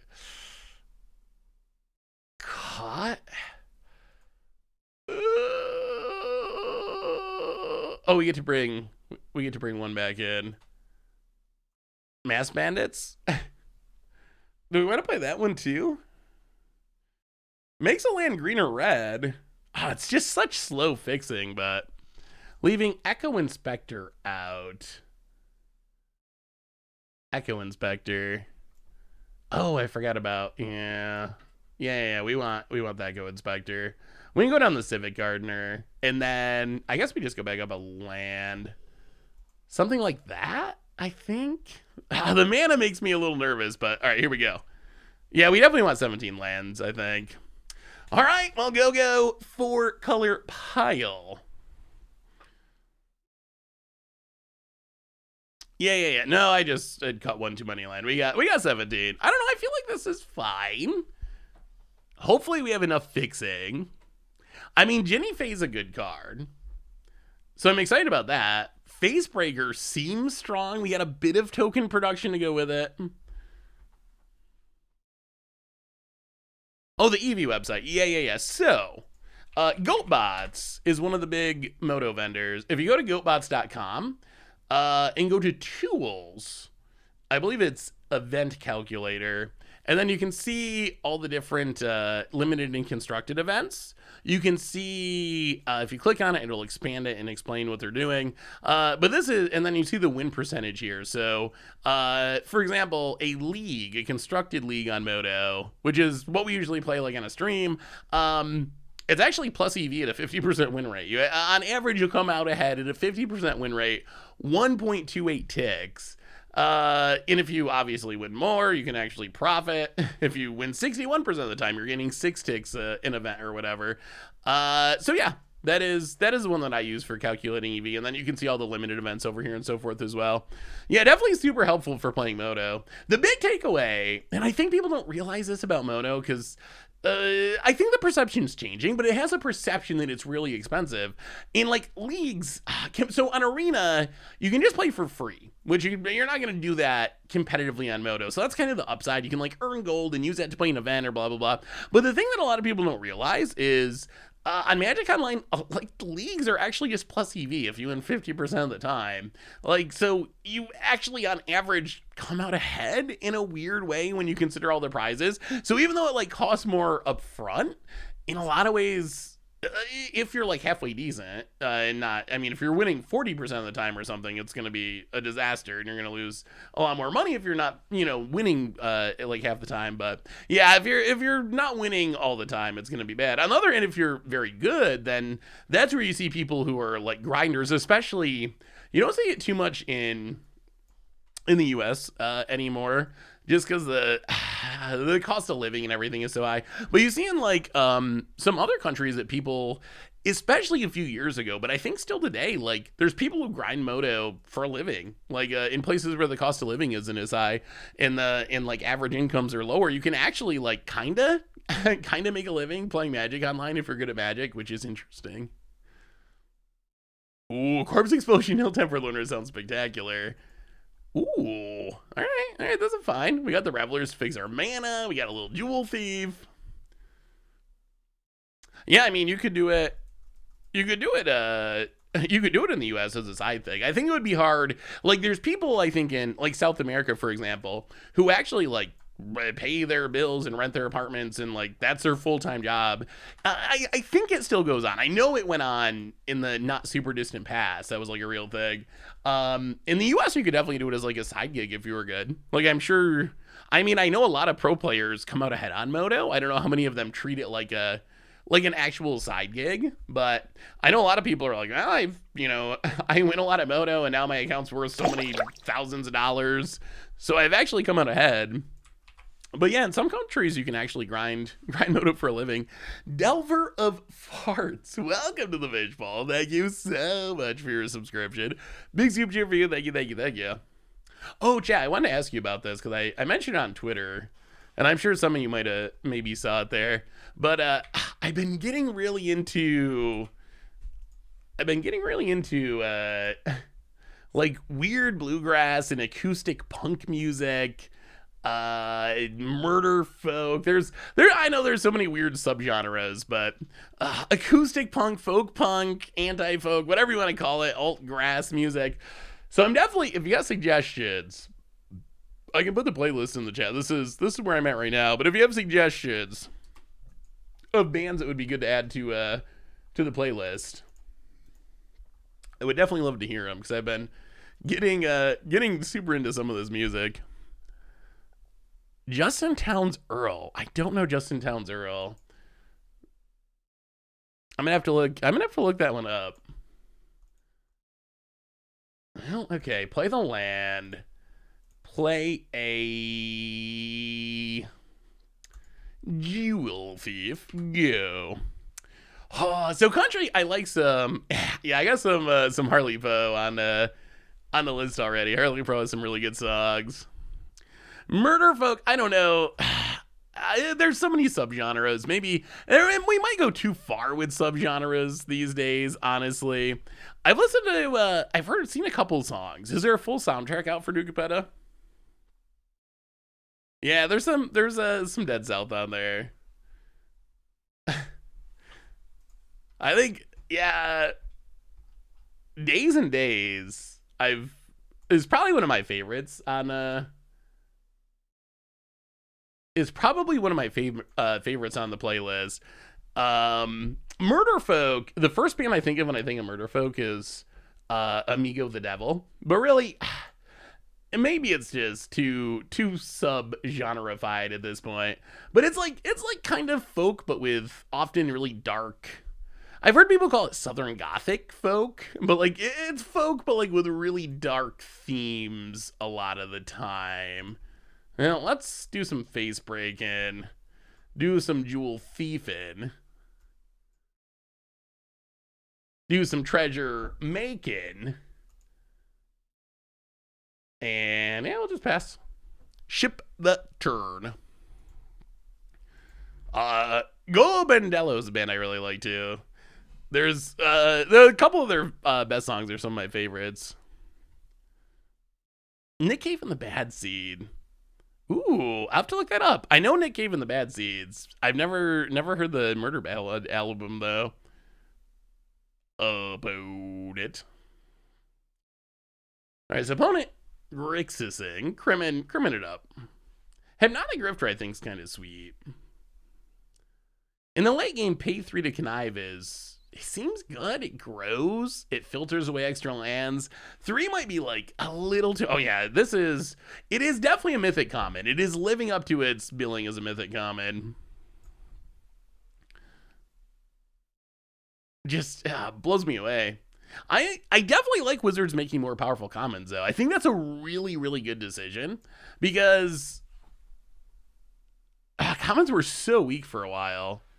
Like not that long ago, commons were kind of just throwaways. Why would you even like look at them most of the time unless you're a pauper player or a limited player? There was just really outside of like the random fatal push or the chase uncommon that would show up. Most of them are just like not very good or very interesting.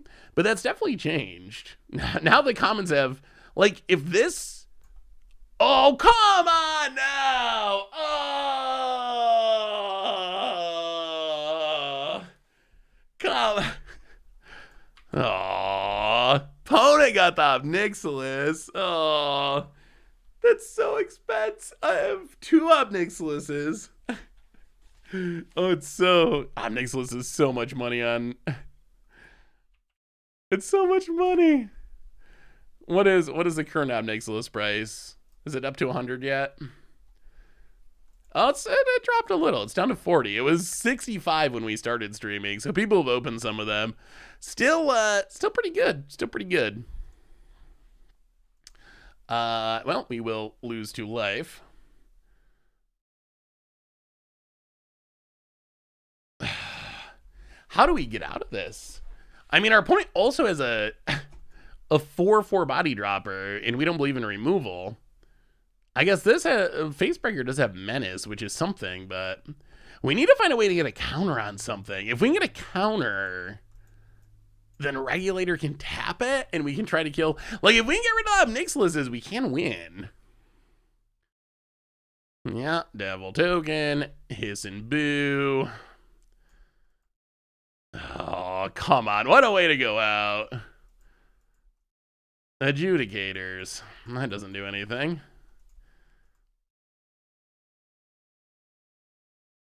Oh boy, yes, this is real bad, real bad.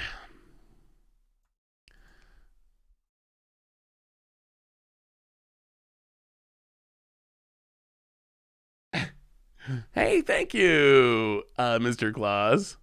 Wait, you're the one that's playing me? Oh well, that's.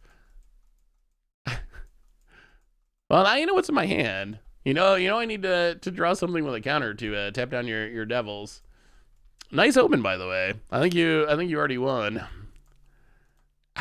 by opening the Obnixilis. Yeah, I guess just tapping's fine. We can use the treasure. It's so much less good if it's temporary, but we got to get rid of the Obnixilises. So, yeah, I guess we just do that. 1, 2, 3. Regulator. So it should let us get rid of both of them, right? So we can tap down the body dropper.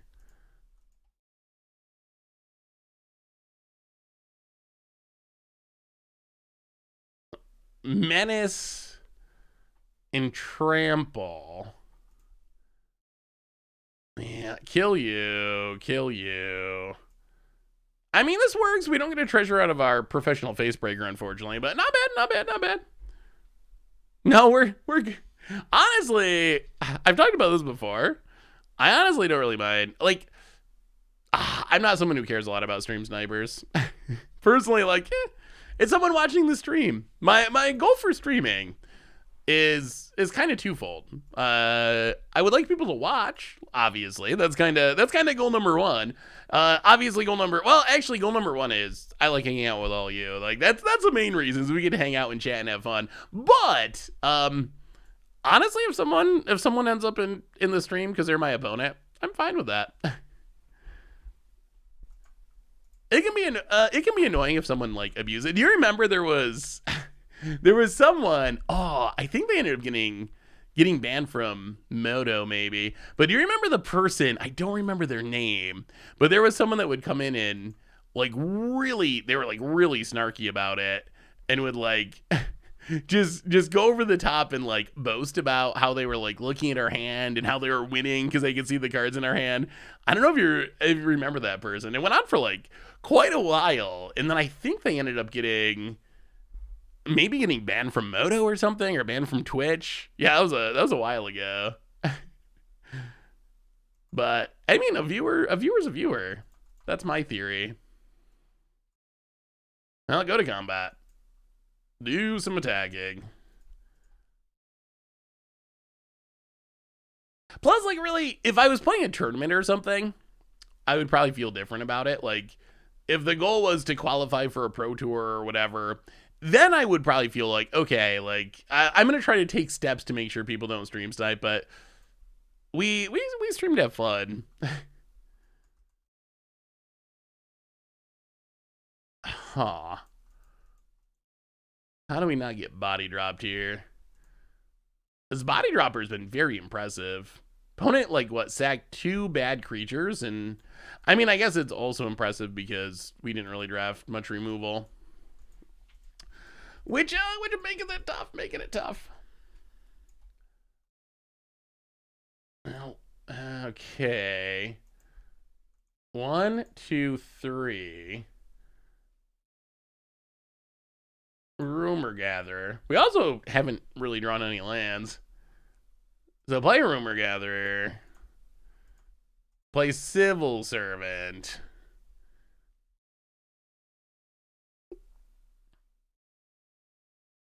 Opponent. Gonna draw a card. Yeah, Body Dropper is looking pretty good here. I wonder if this could have constructed potential. Is it too slow? Probably. Well, we'll keep the land. Is it too slow for constructed? For something like a cat oven deck? Yeah, I mean, Limit has been super fun. I will say it has been really... We've played really long, close, interesting games. Pretty much every game. We played against one Naya deck that was super, like, pumps belly, aggro. But other than that, every game we've played has been, like, long and interesting. About it. Alright, does some sacking. Oh, okay, gets to tap down our team. Yeah, I think we're just body dropped here. Kills a Rumor Gatherer. Yeah, we can't stop the body dropper. Well, those cards look great. I mean, we also had to dedicate a lot of resources to killing an Ob Nixilis instead of developing our board. Hey, Seth, I got absolutely rinsed playing Obscura earlier. Want to drop in and say how stoked I was on the anti-folk playlist you shared. Been one of my favorite genres for a long time. Hey, I'm glad you liked it, and I'm sorry you got dropped. Well, wow. So we play this and we have to jump. Yeah, there's no getting back in that one. Well, I mean, our opponent had Nixilis. Well, opponents, it would be nice if we beat them just because they already won by opening the most expensive card in the set. Opening the most expensive card in the set and then winning that's the ultimate. So what do you think are the best against the odds cards from New Capenna? It's time. It's time to start recording against odds for next week. And I've actually been having it's a tricky set for standard against the odds. There's a lot of stuff that I can see, okay, like Angel of Suffering. There's combos from like historic back. I feel like Luxor, like you play Luxor Super Friends in Standard, but the most interesting synergies are in older formats. So as far as Standard, like what stands out? Like same with Bootlegger Stash. Like in Standard, you can play it and make a bunch of treasures, and there's some treasure synergies, which is kind of cool. Make treasures and turn them into creatures or whatever. But when you get to older formats, that's where you get Revel Riches. That's where you get infinite turn, time sieve combos, and so forth. So I'm really trying to. Yeah, Halo Fountain, I think that's the most obvious one. Halo Fountain, I think, would probably be top tier.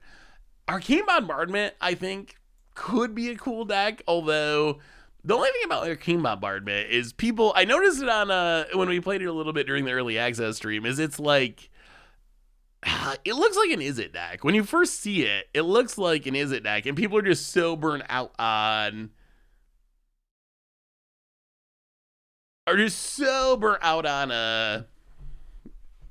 Izzet that I think that maybe that's an issue.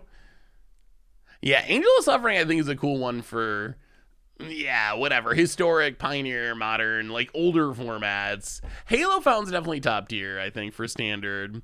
Devilish Valet I think is also probably one of the best standard options. Definitely agree on Stimulus Package. That's kind of where I landed. I think the most interesting, so working on Meeting the 5, I think, is actually a bad against the odds card, unless I can figure out something more interesting to do with it. But the problem is, it doesn't really do anything itself. Like, at its best, it's finding you good cards in your deck. But when you cast it, it's kind of just like, I don't know, you draw some cards and make some mana. It's not a card that can actually really win the game on its own. It just kind of is. So I worry about that as against odds card.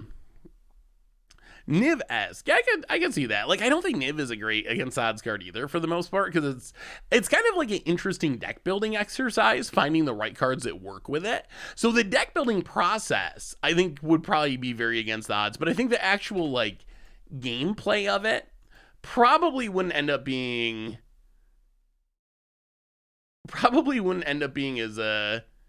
as interesting as maybe it sounds when you think of it. So if we want to get down Ginny Faye, green, white does it? But we need blue. Okay. We make treasures. All right, so we're going to go green, white. And then we can use treasures to cast our Lagrella if we need to. Yeah, I think for Devilish Valet, the three things that I've thought of that seem reasonable: Stimulus Package, try to make a bunch of treasures. Devilish Valet, sack them all the Stimulus Package, attack and win. That seems like a realistic plan. That seems like a plan that could work. Rabble Rousing. I think Rabble Rousing actually could potentially do it as well. If you can make a bunch of tokens. The only problem with Rabble Rousing is you gotta attack. So since you have to attack, there's a risk that you're going to kill your opponent with combat damage before you get enough creatures to win. Oh, wait, I was thinking Halo Fountain there. I mean, also it works. A lot of the same things also kind of work with Halo Fountain, honestly. Like, if you're trying to Halo Fountain and you need 50 creatures, same types of synergies. But the only problem is Rabble Rousing can actually kill your opponent with tokens and not with your payoff card. And then the outside-the-box plan is probably Tend the Pest with big creatures. Maybe copying it, something like that. That seems like it could possibly work. Like sack a Demigoth Titan to make 11 tokens, or maybe double it to make 20 with a Kaya or something. Ginny Faye with Renin series sounds sweet. I like that plan. 1, 2, 3, Jewel Thief.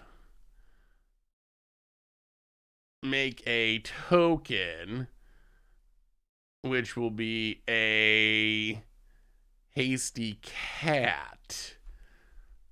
Go attacking with the hasty cat. Opponent takes it. Body Launderer is a cool card. I don't really know.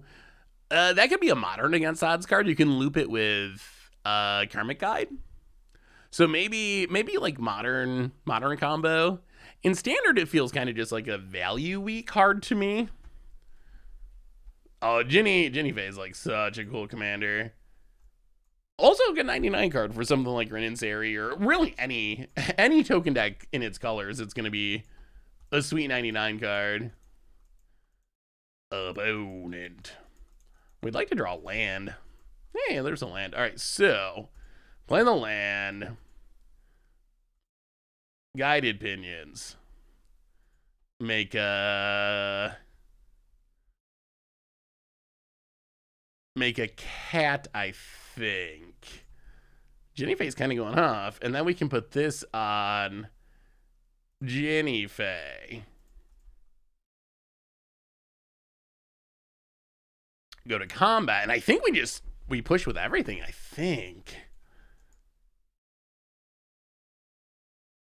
Yeah, get in there. Get in there. We are the aggro now. Corpse Explosion Stuffy Doll. Is there a way to actually make that lethal? Is there a way to deal enough damage to actually have it be lethal, or is it just like a decent amount of damage? Xander Reanimator is sweet. One of the decks I actually was thinking of playing tonight, if we had played on Arena, was Xander Grixis Vampires in Explorer. I'm intrigued by the possibility of putting Xander into play with Sorin on like turn 3. This seems like it could be sweet. Yeah, Ginny Faye's it's super cool. It's just such a cool card. One of my favorite cards from the set. It's just such a fun design. Maybe I build a Ginny Faye commander deck. I need some new another Corpse Explosion Believer. Right, Stone Rain. I will take all the support I can get after getting laughed off the podcast. Yeah, I think copying is probably the way to go, I would say. I will tell you, hideaway cards are coming. They're coming. Coming soon on the YouTubes. Wonder if you could do a Jeskai Auras deck with Brian Comer and Devilish Valet. The Auras pumping the Valet, and Brian Comer Auras making tokens double power. Huh. Maybe. I could see that. Huh. Yeah, if you could get like Catilda, the Catilda Aura on the Devilish Valet, that would do it. That would do it. This turn's gonna be less exciting. But Voice of Vermin. Go to combat. Hit you with Ginny.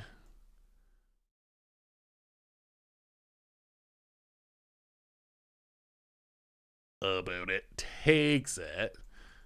After getting rolled last game, we're actually in pretty good shape this game. So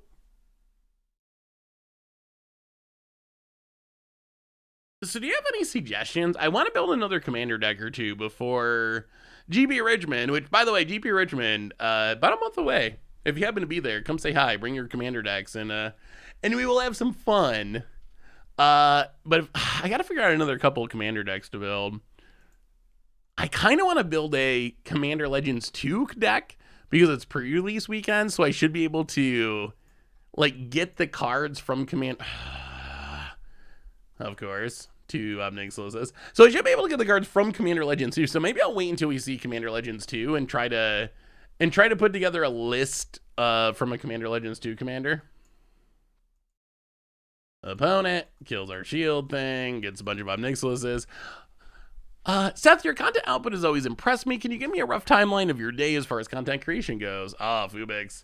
So, I mean, normally I get up pretty early. I usually get up around 6, and usually I'm doing content through till, I don't know, well, depends on the day, but more or less, I take Bear out for some walks in between and whatnot, but more or less I'm doing stuff usually from like 6:30, 7 o'clock through dinner, 6, 7, 8, depending on the day. So it's a pretty long day. The thing is, it's playing Magic, so I mean, some of it's playing Magic. There's also some, writing articles and doing less exactly Magic-y things. So it's a long day, but it's a day that's doing something I really enjoy doing. So I don't know. It feels weird to call it work when you like it. Like I played Magic all the time when it wasn't something I got paid for. So it's hard to think of it like an actual job. Surprised you haven't been burnt out yet. I mean, I really love Magic. I don't know. I know that that's not something that makes you burnout proof, but I really enjoy playing Magic. Opponent going off with Nixilis, of course. Oh, this is a devil too, so I got to gain a bunch of life. Ugh, not looking good. Not looking good. Once again, Nixilis is for days. All right, 1, 2, 3. Is there a way we can get through this? So we tap this. You kill that. You both go with that. Doesn't exactly work. We could Ligrella? Get rid of the body dropper?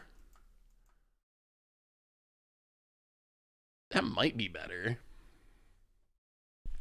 Is there a way we can do this? Oh. Okay, how do we do this?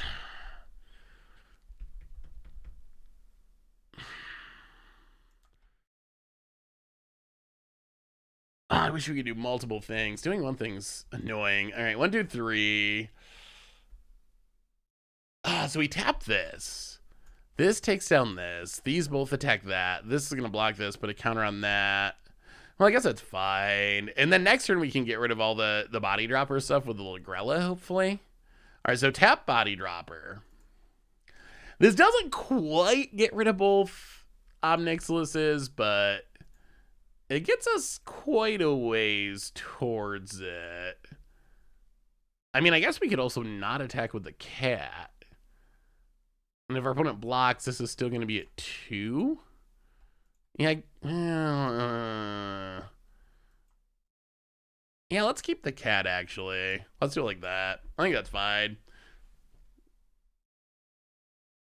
I won't be at SCG Pit. I think, as far as events, I'll definitely be at the Command Fest Richmond, which is first week in June. And then, I gotta look up the dates. I don't think it's...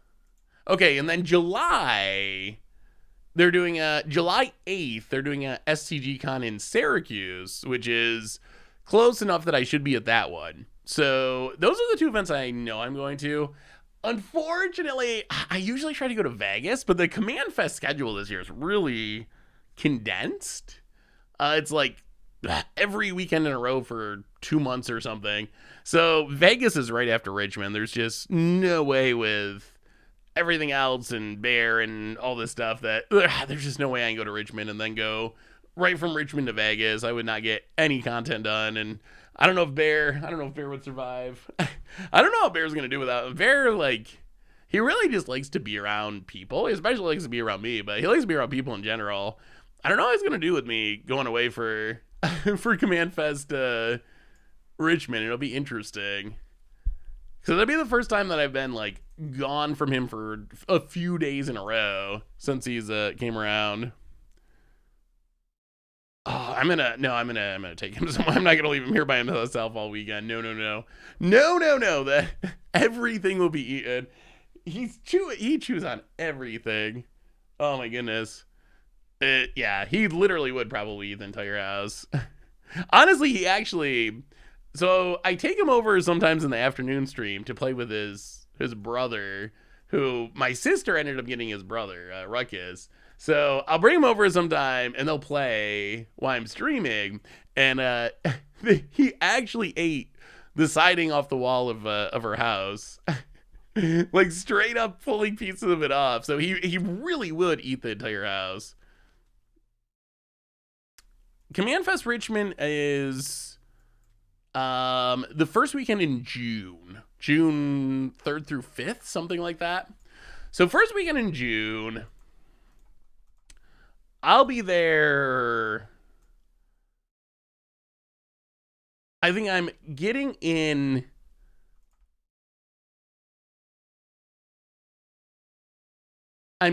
Thursday. And about it skips it up. Whew. I'm getting it Thursday, and then I got to I do have to leave Sunday, probably AM sometime. Cause I got a thing. The Bright Eyes concert for my sister's birthday that's been scheduled literally since before the pandemic started. We were supposed to go with her for her birthday for a show like 2 years, oh my god, 2.5 years ago, however long, I don't even know. Time has no meaning anymore. But before the pandemic we were supposed to do it, and then they finally rescheduled it for that time. So I gotta run and get back for that Sunday night. But yeah, it'll be super fun. I'm super excited about it. So I'll be just planning on just hanging around and hanging out with people, playing Commander all day Friday, all day Saturday, and maybe a bit early Sunday before I gotta take off. Oh, you got no matches again? Is Arena still having issues? Seeing Bright is it when we were young? Ooh, sweet. That looked like a good fest. The lineup looks solid.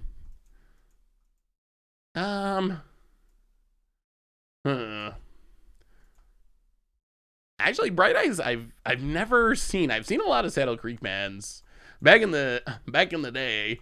But I've never actually seen Bright Eyes.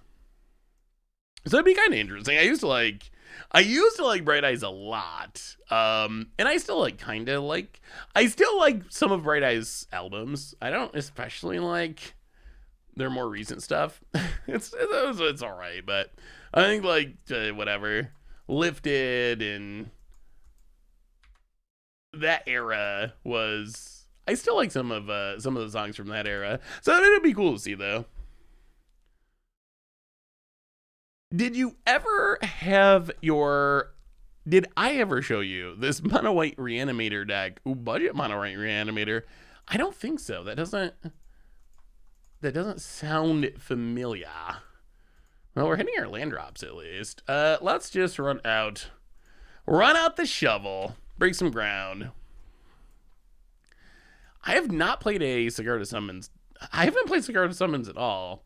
It seems like it has potential to be powerful.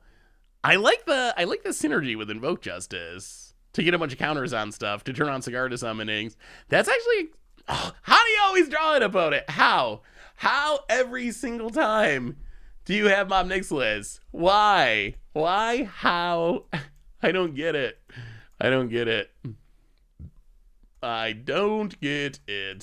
Well, yeah, I guess we just voice a vermin. Go. Oh, opponent.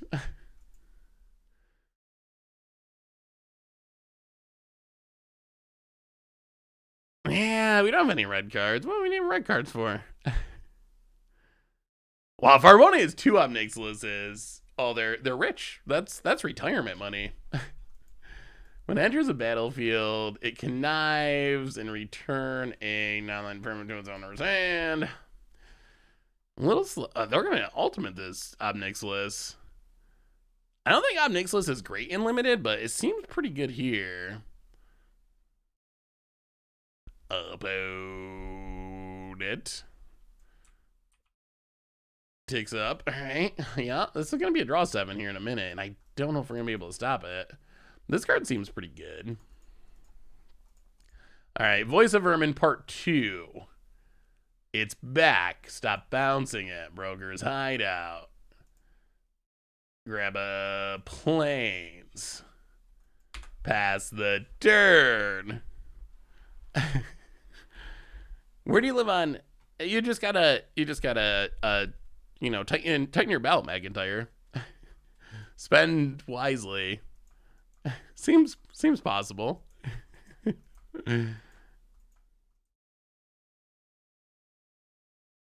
What do you think about the citizen creature type? Something I was wondering about today, because we were recording Commander Clash, and someone played an Azra card. You remember, like, from Battlemon, they had these Azra was like a supported creature type. Do we have too many creature types? I don't even know. Maybe that's contradictory, because I think we have too many humans. And you probably can't have too many humans and too many other creature types. But, okay, that's actually a great answer to something. Shield counters have not been very impressive for us. Like, they just keep, maybe it's this matchup, but it just keeps getting whacked and killed by negative X stuff. And now this Obnixilis is going to beat us, and this is brutal. Brutal. Obnixilis, even in limited, I guess it's pretty good. Well, okay. Glitter Monger. Got him. Yorgo opponent. About it. Hey, what's up, Dober?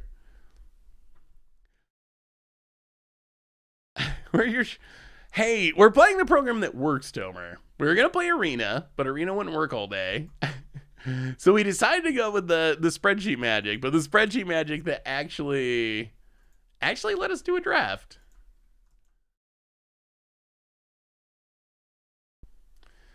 Oh, this is just a brutal Obnixilis draw. Our opponent seems to actually build around Obnixilis. Like, I bet they opened at pack 1. It seems like it's not like they just randomly rare drafted Obnixilis.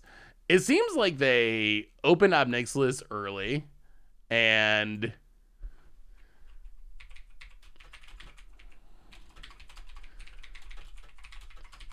actually built a deck around it. But I think we're just like super dead here. I feel super dead here. Yeah, opponents said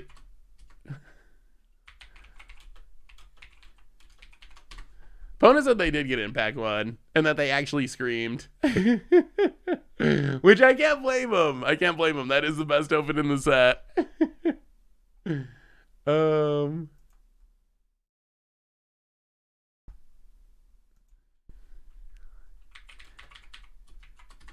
Well, play the Plaza. We might as well equip, but yeah, I don't know how we get out of this. Yeah, I mean, it's obviously good and constructed, but it seems very good here.